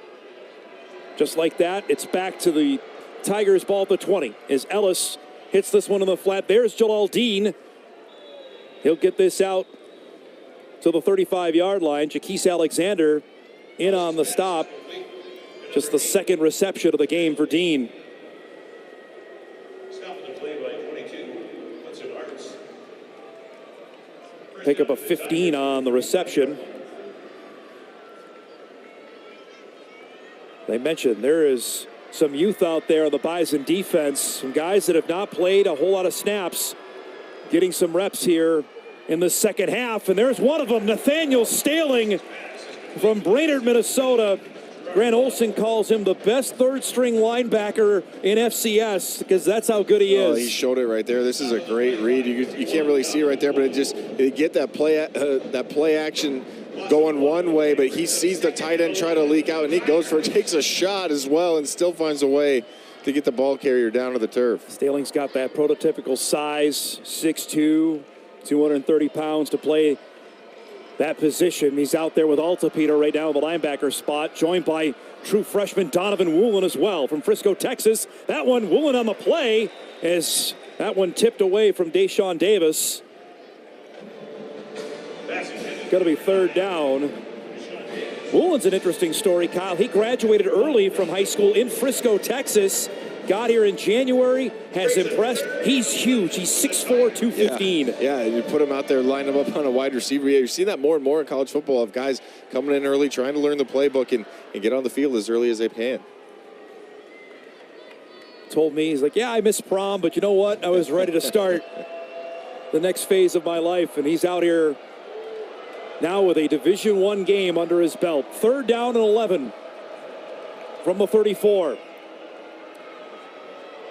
Ellis wants deep. That one hauled in. Great catch by Karate Brenson. The Bison sideline is saying he did not catch it. Field judge of the line, they're going to say he caught it. As Brenson gets all the way down to the Bison 31. And I think you're going to see Ellis go quickly here to try and avoid a review, because that ball definitely looked like it came loose. Now the question is, was it a fumble or was it an incomplete pass? They're not going to get the snap off here. Looks like phone call has come from the replay booth.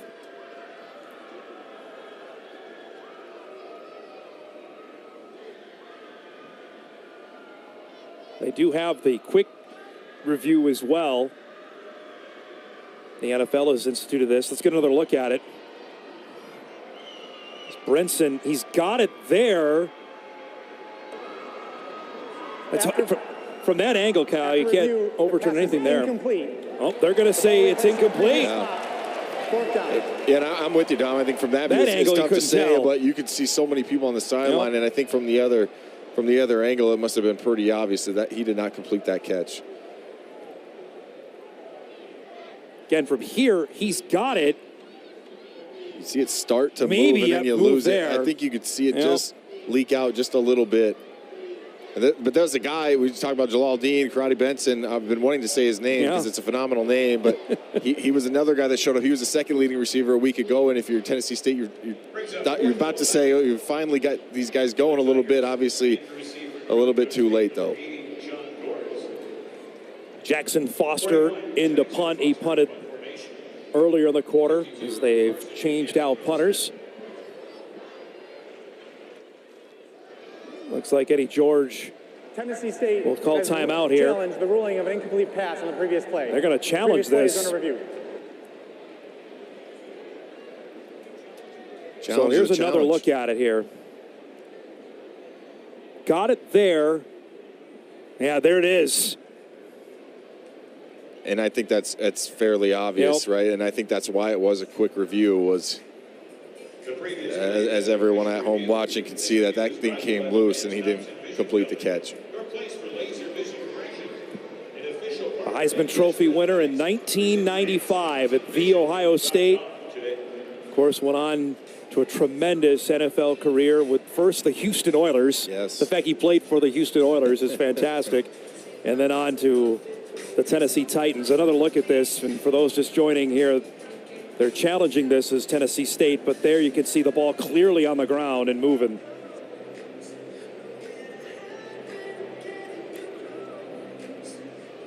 Yeah, as we talked about earlier, Dom, I remember watching him and Steve McNair and those Tennessee Titans, and what they come up a yard short of a Kevin Super Bowl. Dyson was 1 yard short, Super Bowl 34. Might be aging myself slightly there, but I remember, yes, he was, as you mentioned, a phenomenal college player, obviously winning the Heisman, and then what he was able to do for the Tennessee Titans there and almost bringing that town to Super Bowl.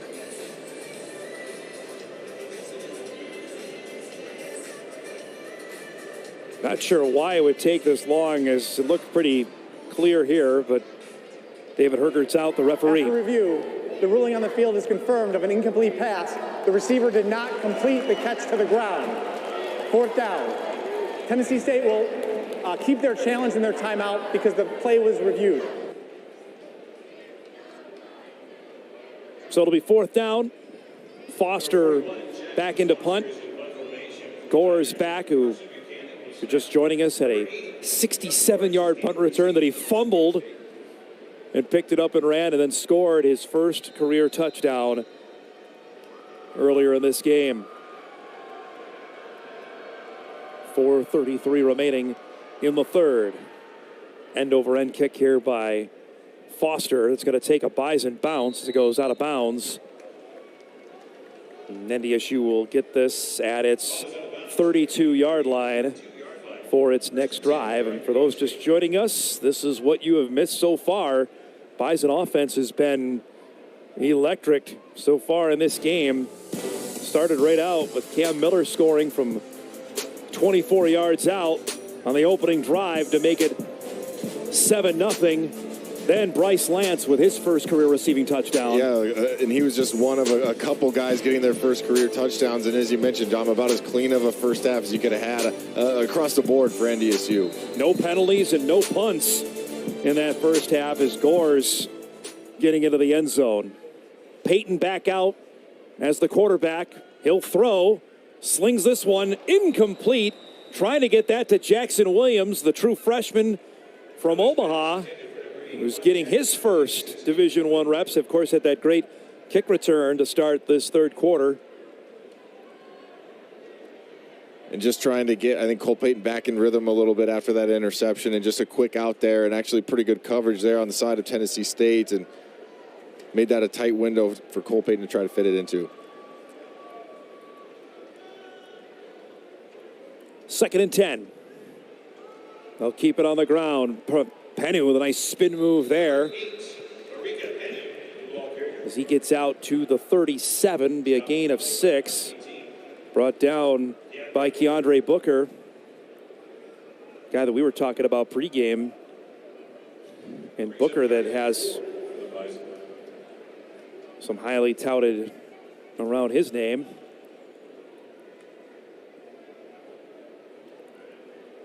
It's a guy the Bison offense was keeping an eye out as you look at the drive chart here today. Polisic won't be thrilled about the last couple. All that white there, that's from the first yes. half.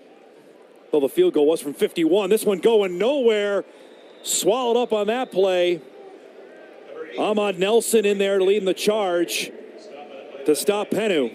Yeah, no quit in this Tennessee Tiger defense. You got to give them credit for that. And you still got, a lot of good offensive linemen in there, and it's just making guys miss and getting into the backfield. Obviously, we've seen what Barika Penu can do, and nice job there standing up there for that Tiger defense. Caden Steindorf back in. Steindorf had 3 punts over 50 yards last week in Boulder. End-over-end kick here going to be returned. Johnson covers that one up as Caleb Bowers, the long snapper down there, in coverage. As Tennessee State will take over here at its own 24-yard line, trailing 38-0. Mentioned Tennessee State, a member of the Big South Ohio Valley Conference. Those two leagues came together prior to the start of last season with so much fluctuation and realignment. They didn't have enough members, Kyle, to keep their automatic bid, so they came together, and now the league has enough to represent the FCS playoffs come November. Yeah, and Western Illinois joined that league as well as a founding member of the Missouri Valley, I believe, and now they're into that league as well. So a team that Bison fans will definitely recognize. From the 30-yard line, Draylon Ellis into the flat. That one complete to Brenson. Gets pushed out of bounds there. You can see maybe some frustration after that last drive where they ruled incomplete. And this is one where you're coaching defense, you just want to say go. And you saw the feet get a little bit wide there for J.K. Alexander. That's just when you want to go. You hear Coach Pausick say shoot your gun. Just go and try and make a play. Keep it on the ground with C.J. Evans.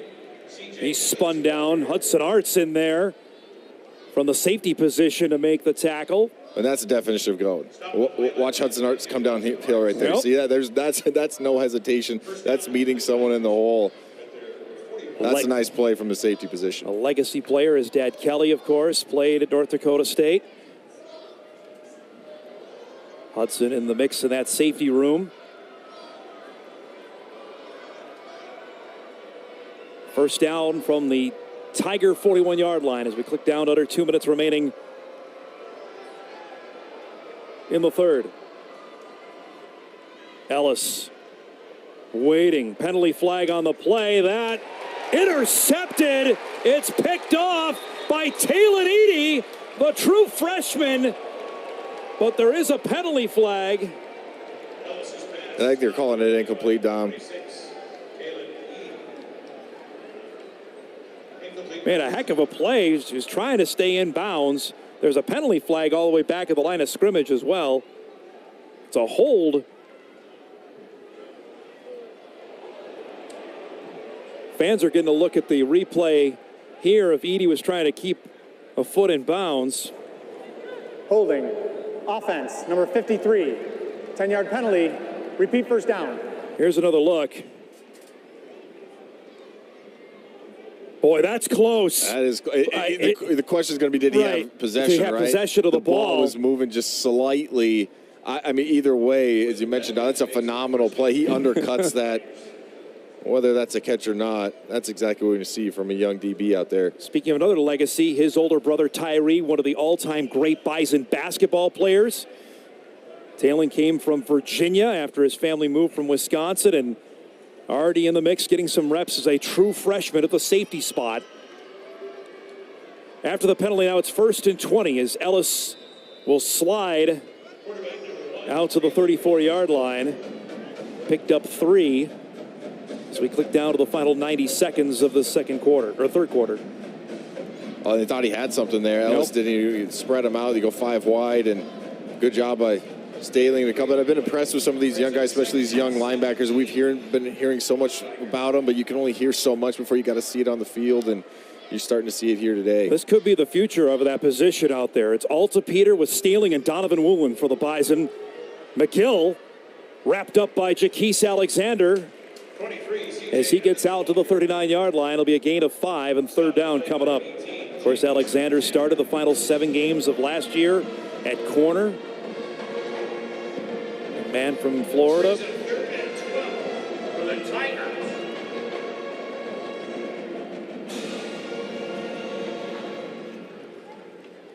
Third and 12 coming up.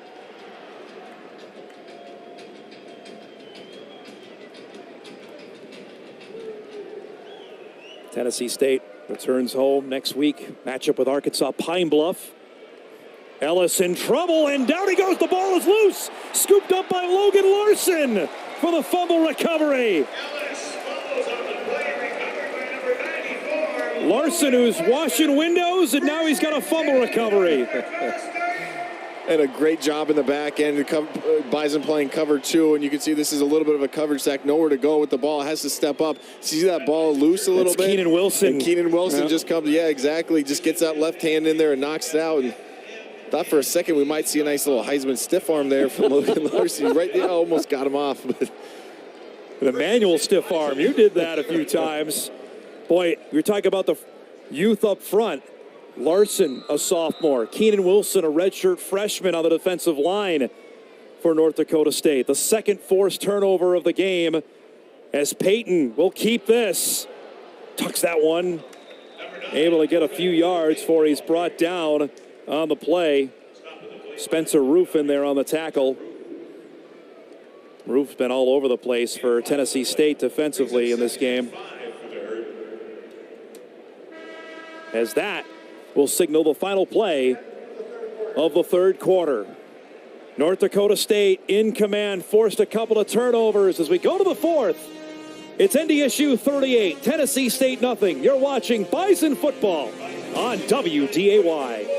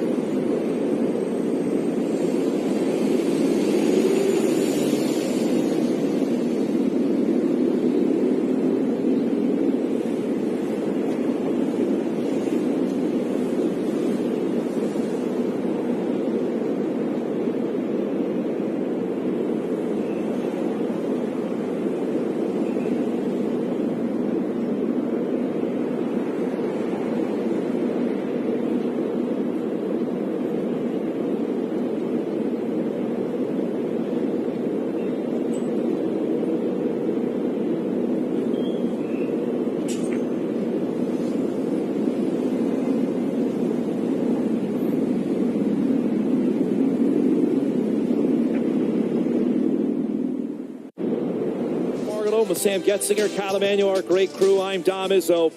Second down and 5 at our First Western Bank and Trust down in distance.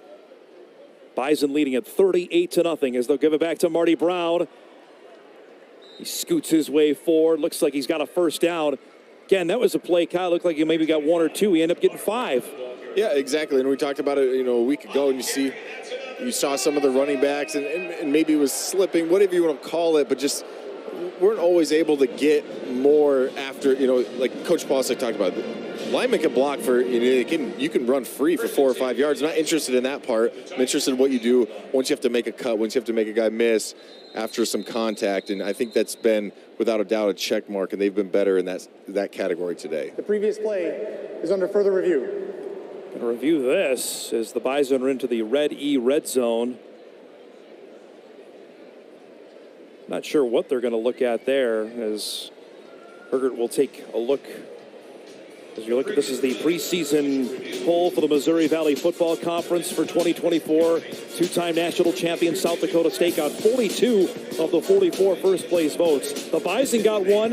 may raise some eyebrows. Missouri State got a first-place vote. South Dakota, by the way, is scaring the heck out of Wisconsin as they're going to the fourth quarter in Madison. The Coyotes are down 20-13. But this is a really interesting year. You've played in this league for so long. There are only 3 teams that bring back returning quarterbacks. 1, 2, and 3. The Jacks, the Bison, and the Coyotes. Everybody else is new QBs. Yeah, exactly. That's what I was going to say. You look at Southern Illinois, you look at and obviously all the way down the line, and you just don't know what you're going to get there. Now, UND only scored 3 points a week ago, but, like, what do they have there? What does Southern Illinois have? And DJ Williams, a transfer from Murray State. We're going to have to figure some things out here. And even with SDSU. Gain. It'll be third down at the 20.5-yard line. Third down. Okay, so Brown came up, as you're going to see, a half-yard short. He's down there. And I think that's the right call. I think we were both a little confused at what they were looking at and whether or not he was going to. Wasn't any targeting, I know that. But going back, in SDSU, and what they did against Oklahoma State, how much can you judge there? Where are they going to be at? So a lot to be kind of filtered out here in these first couple of weeks. Bison fans will be flipping on tonight with UND and South Dakota State playing night games tonight. There'll be some interested eyeballs in the state of North Dakota on that. As we go to third down at half a yard as Brown gets the carry here. 25. According to our first down marker, he's got it, and the referees agree it's a first down for NDSU. But that is the total question as we get into now where more FCS are playing FCS, where, okay, the Bison played Colorado, SDSU played Oklahoma State, UND played Iowa State, the Coyotes are playing Wisconsin. That's one thing, but it's overreaction around this sport because you only play one time a week. Once you're actually playing level competition, that's where you actually start to see how good you are. Well, we got to talk about something all week. Right? There's no doubt. Without a doubt. Yeah, there's always going to be some overreaction. You see it in the NFL. You see it at this level. But you want to see once you get into the FCS. Peyton wide open. Touchdown. Makai Collins. His first career touchdown for the Mankato product. Well, the theme continues, Dom. How many are we up to? 4 guys now with their first touchdown of their career here today, and just a great job. And you feel happy for these guys that get this hard work that pay off, and about as easy as a throw as Cole Payton might see in his career. Good job with the play action and get Makai Collins wide open downfield. Collins, a young man, had an offer from Kansas State, turned that down to come to North Dakota State. That's his second career catch, and it ends up as a touchdown. 13:32 remaining in the game. He's pretty excited. So are the Bison. They lead it 45-0.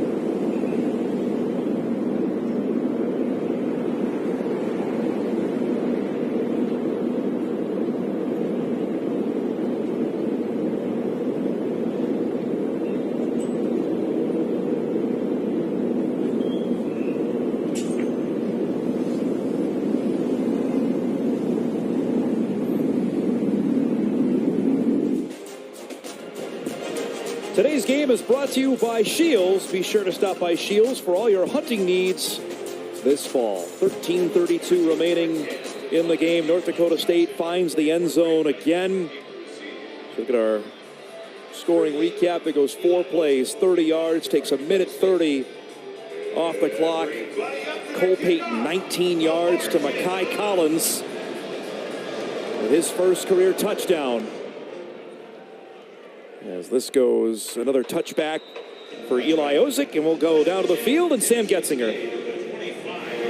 Yeah, thank you, Dom. This Bison offense that was just on the field and scored a touchdown, they were teased last week with the ability to use helmet comms against Colorado. The offensive coordinator Jake Landry said he was able to get plays in quicker in big moments in the game. They don't have that anymore for the rest of the season. They do have tablets, and running the tablet sessions is Hunter Brosio down here on the sideline. Brosio, of course, who's out for the remainder of the season with a foot injury. You can see that Cam Miller going over with the tablets now. That was approved in the offseason, one of the many changes that came into effect for 2024. Thanks, Sam, for that. 22.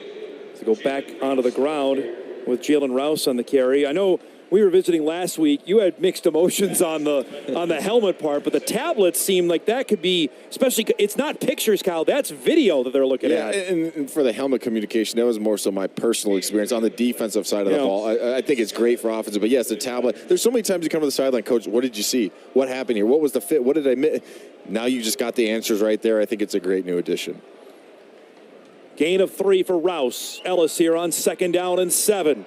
Flush, we got a penalty flag thrown. He'll keep this and scoot out of bounds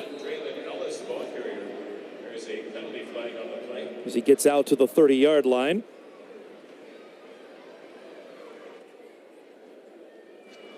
After a clean first half, we've had a few more yellow flags here on the field. Personal foul, hands to the face, defense, number 99. 15-yard penalty added to the end of the run. Automatic, first down. It's on Barnesville's Hunter Zenzen, the Iowa State transfer. As you look at those shoulder pads of one Eddie George when he won the Heisman in 1995 at The Ohio State. Even better, Kyle, the Houston Oilers jerseys. He was a fantastic player. For a younger audience, they only know him maybe as Eddie George, the football coach. He was a heck of a player. You know, Dom, I saw something on his bio, actually. He's one of 2 running backs to rush for over 10,000 yards and not miss a start. Yeah, amazing. As a running back, it's ridiculous. Out of the backfield on this reception, they go back to Rouse. Almost got back to the line of scrimmage as Alexander was in there on the stop. But he's going about it a completely different way. He wants to build this team, wants to recruit. He's done that. He's going in an incredibly hard part of the country, knowing how the Southeastern Conference feeds, especially in Nashville and in Memphis. But he wants to build, and he's trying to do that. And you got to get creative a little bit. And look, they had things going a little bit last year. I believe they lose their last 3 games of the season. But you got off to a good start this year. Obviously, it's been a tough one here today. But I think he likes where this team is headed. Ellis under pressure. Is that ball intercepted? Stealing his first career pick. Right place, right time, and Logan Kopp, one of the first to congratulate him off the bench. The 3rd turnover of the game for the Tigers. Well, you got to give an assist to Toby Anena right there, just never giving up on it, and might have been that almost could have been a fumble as well, but either way, confirm it right there with Nathaniel Staley. Just go ahead and catch it, and it doesn't matter either way.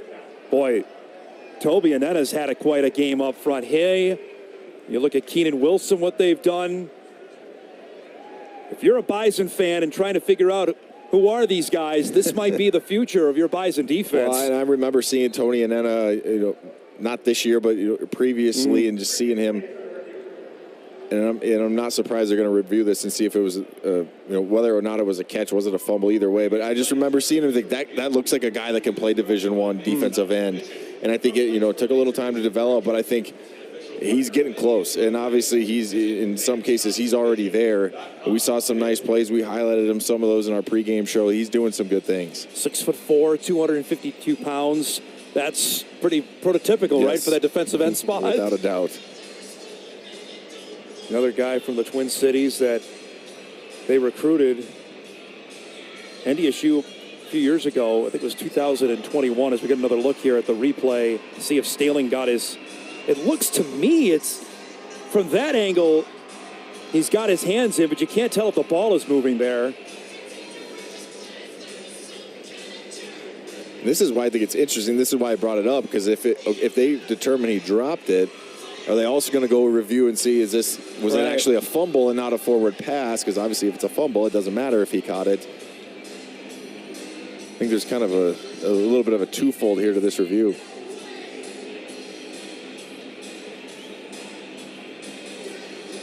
Prior to the Minnesota High School All-Star Game 3 years ago, the 7 Bison recruits all got a photo together. From Caden Zenzen to Darius Givens to Toby and Nathaniel Staling was in that photo as well. Now they're out here playing. Review, the ruling on the field stands as called. First down. Staling is pumped because he's got a pick. You don't want to take that off the stats there. I agree. I've actually been in a similar situation. wasn't a fumble? Wasn't a pass? If you're Nathaniel Staling, pick, right? Hey, that was a pass. Ref, come on, that was a pass, and I caught it. Give me that interception. So the Bison offense will take over as Nathan Hayes comes into the game. Hayes is the third-string quarterback. We got a penalty flag here before the play.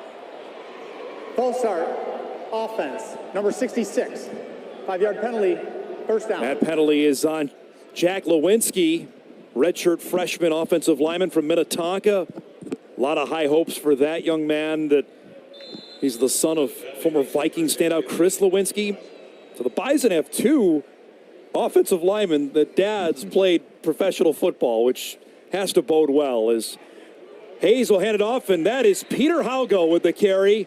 Young man from Fargo North High School. The last time he played a competitive football game was in this building. He scored 3 touchdowns in North State Championship win last November. He's got to almost hold a record for shortest distance from home field in high school to home field in college, basically just walking across the street. But yeah, obviously all Fargo residents will remember that young man and what he was able to do in high school. And he was recruited as a linebacker, but because of the Bison lack of depth at that spot, Tim Polasek made the move early in fall camp, Kyle, to move him from linebacker, a spot they have a ton of depth, to running back. And this is a guy that he was a dynamite, 2-time All-State selection his last 2 years in high school. And to your point, like I think you needed to, and he was just kind of like you said, just a football player. And we were talking in the Colorado game, if Barika Penu doesn't go, who's your third guy? And I believe it was Peter Haugo, and now we get to see him in live action. For fans of Fargo football, in that shot right now, you've got Shanley High School and Fargo North High School being represented in a Division I football game. That's pretty neat stuff.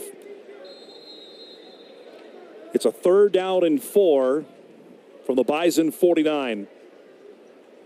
Hayes will keep this, and some running room for Nathan Hayes. A lot of green grass. Nathan Hayes with one man to beat. Can he do it? He did! Touchdown! What a run! 51 yards, his first career touchdown.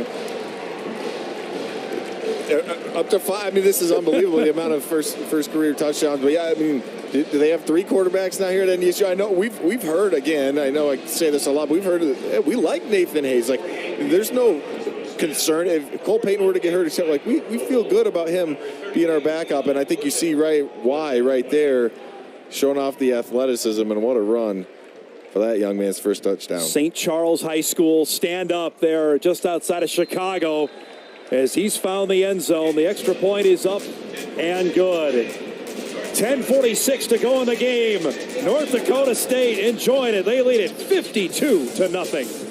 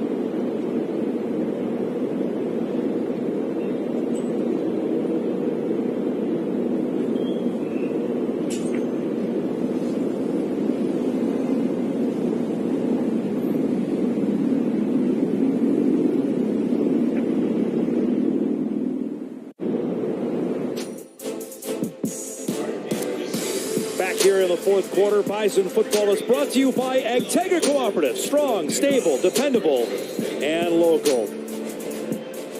Nathan Hayes on a 51-yard gallop. It's been the magic number here today. Ozick get a 51-yard field goal as well. 52-0. North Dakota State with the lead. Not sure if Ozick's leg is going to get tired here. It's another touchback as Tennessee State will start at the 25-yard line. Stay tuned, everybody. We'll select the Nodak Insurance Company Player of the Game. We'll do that. We wrap things up here on this Saturday, our first broadcast of the year. Actually heading to the state of Tennessee next week. First time the Bison will be playing in the Volunteer State. East Tennessee State coming up, a member of the Southern Conference, the SoCon, will be there next Saturday.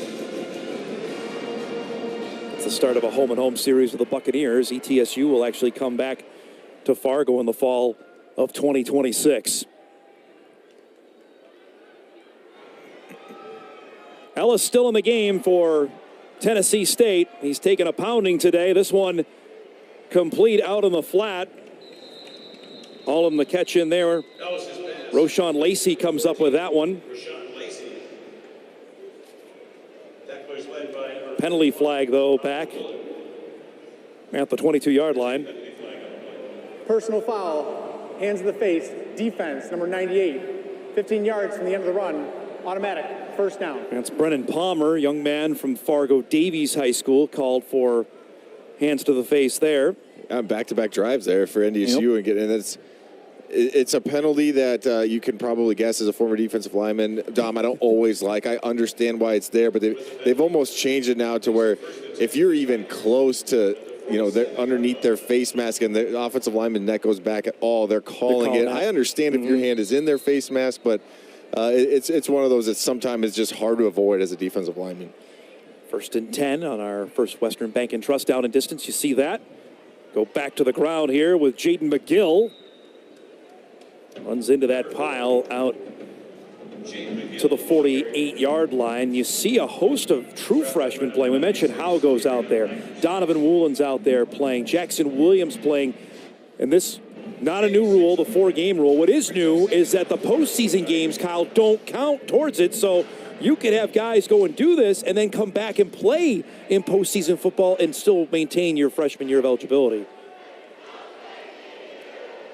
Gain of 6 at 2nd down and 4. Into the flat for Karate Brenson. Woolen was there first. Then gang tackled. As he gets to the 45-yard line, it'll be a gain of 2. Yeah, and to your point of that, I was doing some hypotheticals, and we were talking about this before the game. If you play in the 4 regular season and somehow you don't get a bye, you make it to the postseason, don't get a bye, and make it all the way to Frisco, you play 9 games technically. Now, it's probably a long hypothetical shot, that's not going to happen, but still you could play 9 different football games and still maintain that red shirt. Yep. I don't know how I feel about it. To be honest, I mean, it's great. Look, as a coach, I think you love it to start to develop guys and get them out on the field. And so that first year, you've been practicing the whole time, but now you also have some game action. It's a 3rd down and 2. They'll keep it on the ground here with McGill. Pours into that one as Victor Isley was in there on the stop. Another Nebraskan who they have high hopes for. Do we have a theme going here today with some of the, I mean, my goodness. Just saying, you're wearing your Cornhusker red. I know that. Rather large football game down in Lincoln later on as well. I mean, but to get back to this, I mean, you got to be impressed, I think, with from my view, I think you got a lot of starters still out there for Tennessee State. Nope. You got a lot of young guys going up against them and doing a pretty good job. Ellis on the slant, incomplete, and that's going to be a penalty flag thrown in the direction of Hudson Arts. He was trying to wrap up on Karate Brenson. I mean, if there's going to be a good penalty, I think that was a good one. I think Karate Brenson actually, he does a good job. He won his one-on-one inside. Pass interference, defense, number 22. And there's no one there, too. In the previous spot, automatic, first down. I think that might be a touchdown if you don't commit the penalty. So there is such a good thing as good defensive pass interference, and I think that was one of them right there. But a nice move by the Brenson there to win that, get that slant inside with no one really in the middle of the field.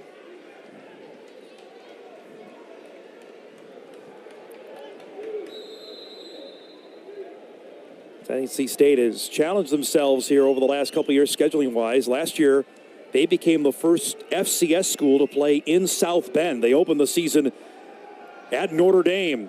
Ellis will keep this. Now waiting, throws. That one caught behind the defense, then stripped away. Donovan Woolen made a great play to strip that out from Jalal Dean, who finally made his first game-breaking play. But you see the speed and athleticism from Woolen there. And you also see it from Draylen. Look, this is why we were talking about him before pregame. I like his ability to step up there. And you see, Jalal Dean give him the ball, but a great job of Woolen to come down there. And unfortunately, he's just right next to the sideline. So obviously, Tennessee State retains possession. First down and goal to go here for TSU. At the 3.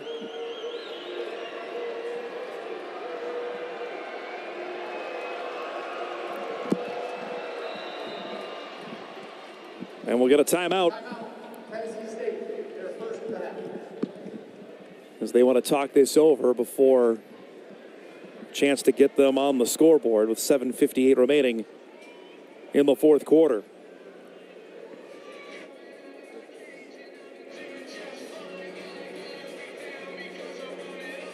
That pass good for 31 yards to Dean, who was the game breaker last week for Tennessee State. I mentioned they will take on Arkansas Pine Bluff next week, and then it's into conference play.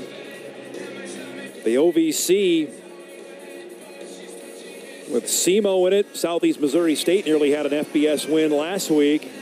They nearly beat New Mexico State. But that's a league that it's going to be a one-bid league likely when we get to November, depending on how it fares out for them. They've got enough talent to win this league. Oh, without a doubt, yeah. And I know the score isn't indicative of this, but like we watched them on film, and I said it at the beginning, like they got some talent, they got some good skill, they have some wide receivers. But one of the questions coming in this game for NDSU was, can you correct the bus, especially in the secondary? And I thought, without a doubt, I think they've done that here today. They've done a nice job in the secondary in limiting those big plays. First and goal. Gant cuts back in. Met at the 1-yard line and then kept out. Boy, he made a nice cutback, but the Bison defense was there. Looked like Altapeter was in there. And a handful of other Bison.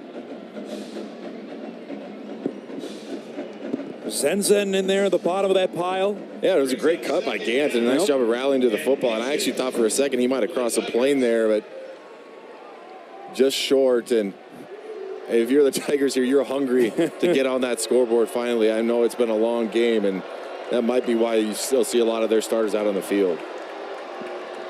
Second and goal from the 1. Ellis gives it to Gant, tripped up. What a great play in the backfield. Number 2, Jordan Gant, the ball carrier. Great stop. Bryce Friday flying in there. He went from offense to defense. It makes a nice play. Yeah, and a lot of times you get down here in the goal line, you're crawling as a defender. You see it right there. That's teaching tape. You're going to show that to people. This is how you crawl on the goal line. You don't just fall over. You go and make plays. What's remaining of this Bison crowd is loud here on 3rd and goal as we click down to 6.5 remaining in the game from the 1-yard line. Ellis trying to make a move. There's nothing happening there. He's going backwards, and he stumbled the ball. No one's blown it dead. Now they finally do. And it's going to be 4th down. This is the loudest we've heard this Fargo home crowd since the first quarter. They're fired up about it. Once again, good job up front. Same guys getting penetration, and then what you have to have there is you have to have an edge to the defense, and they force Ellis to have to cut it back up. And I mean, this is a good job of getting the ball, but without a doubt, his forward progress was clearly stopped. Jalen Duffy was part of that. Eddie George will send out his specialists. James Lowry, who was the OVC Special Teamer of the Week, to try, essentially, if it's even shorter than an extra point. And that is good from 19 yards out to get Tennessee State on the board. 5:34 remaining in the game. New score, North Dakota State 52 and Tennessee State 3.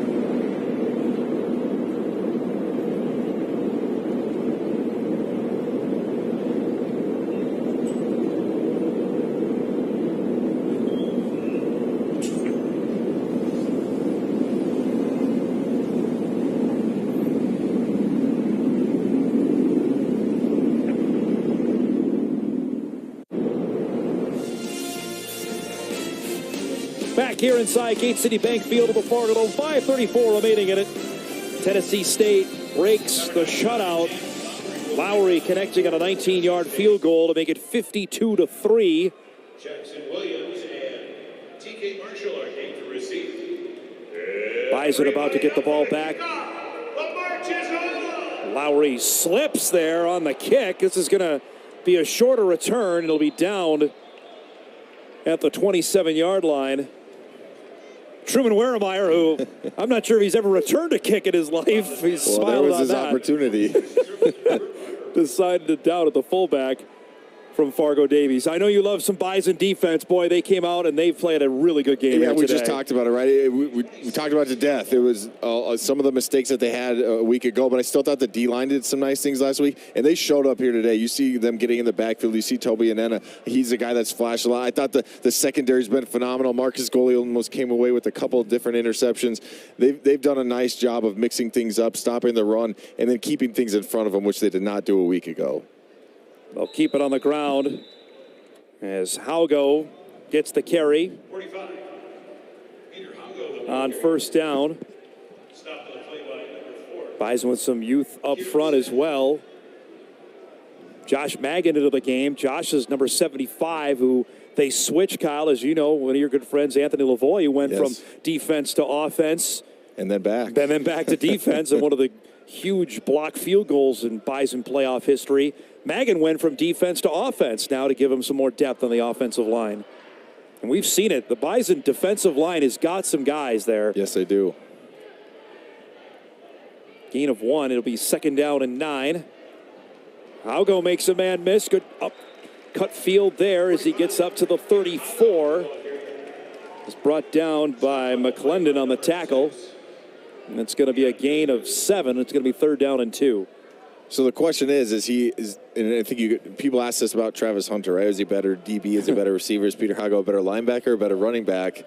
I'd leave that question up to you, Dom. And I don't know, but I think he's doing a good job. I know it's late in the ball game, but he's doing a good job right now of potentially sticking in that room, doing a nice job here late in this game. Well, as Polisic told us throughout fall camp, he's done everything we've asked. He's been in the right spot. He's making plays. He's taken advantage of guys that were established at the running back spot and moved over them on the depth chart. And you can see why there with a nice burst of speed.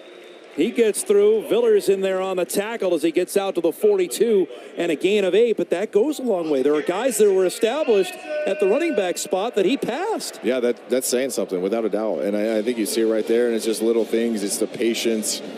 It's understanding what you need to do. Where's the hole? Where's my vision need to be? Making the right cut, and then again, I know it's late in the ball game, but still just the little things of bouncing off defenders and finding a way to fall forward. Out to the 42-yard line. Bison now with 416 total yards of offense. Gone over 400 in each of their first 2 games.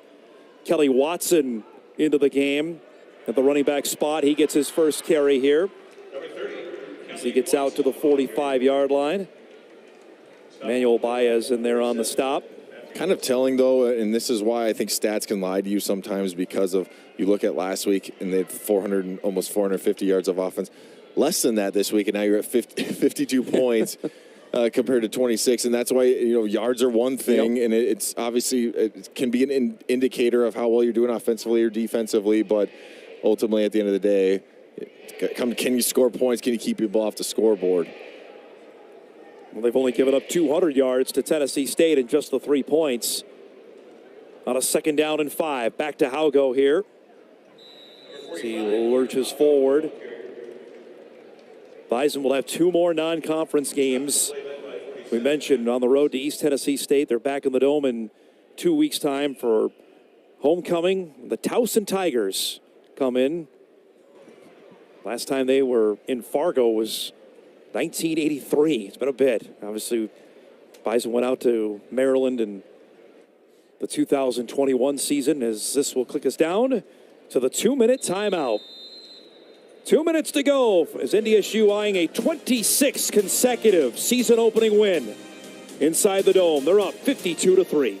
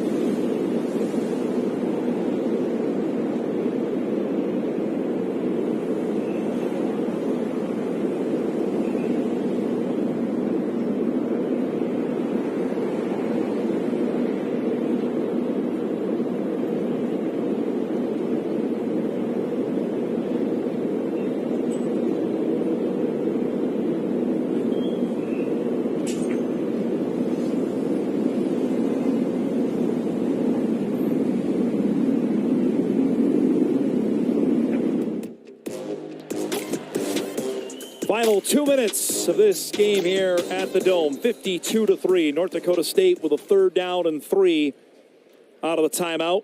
So go back to Haugo.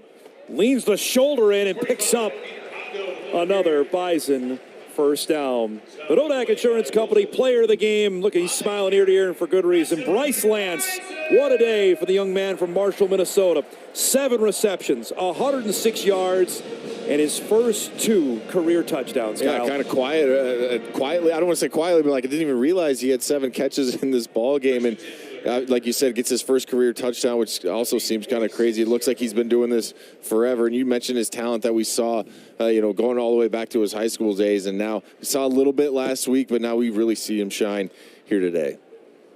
Carlton Nanji have been to the Fargo Dome, his parents, quite a few times. This has got to feel really special here today as Watson gets the carry.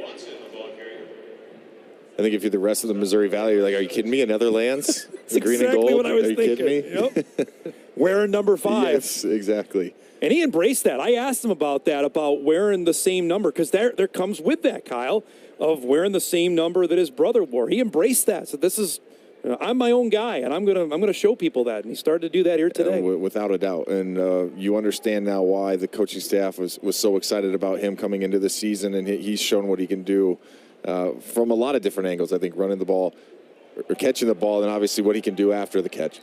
It's going to be really interesting to see how they use him going forward as we get through the non-conference and then into Missouri Valley play. And for Tim Polasek, he's about to get his first career head coaching win for a guy that you played for. The emotions are always on the sleeve. I imagine they might boil over a bit here in the locker room, as that is going to be our final play here today. And for the second week in a row, he gets to shake hands with a Football Hall of Famer. Last week it was Deion Sanders. Today it's Eddie George.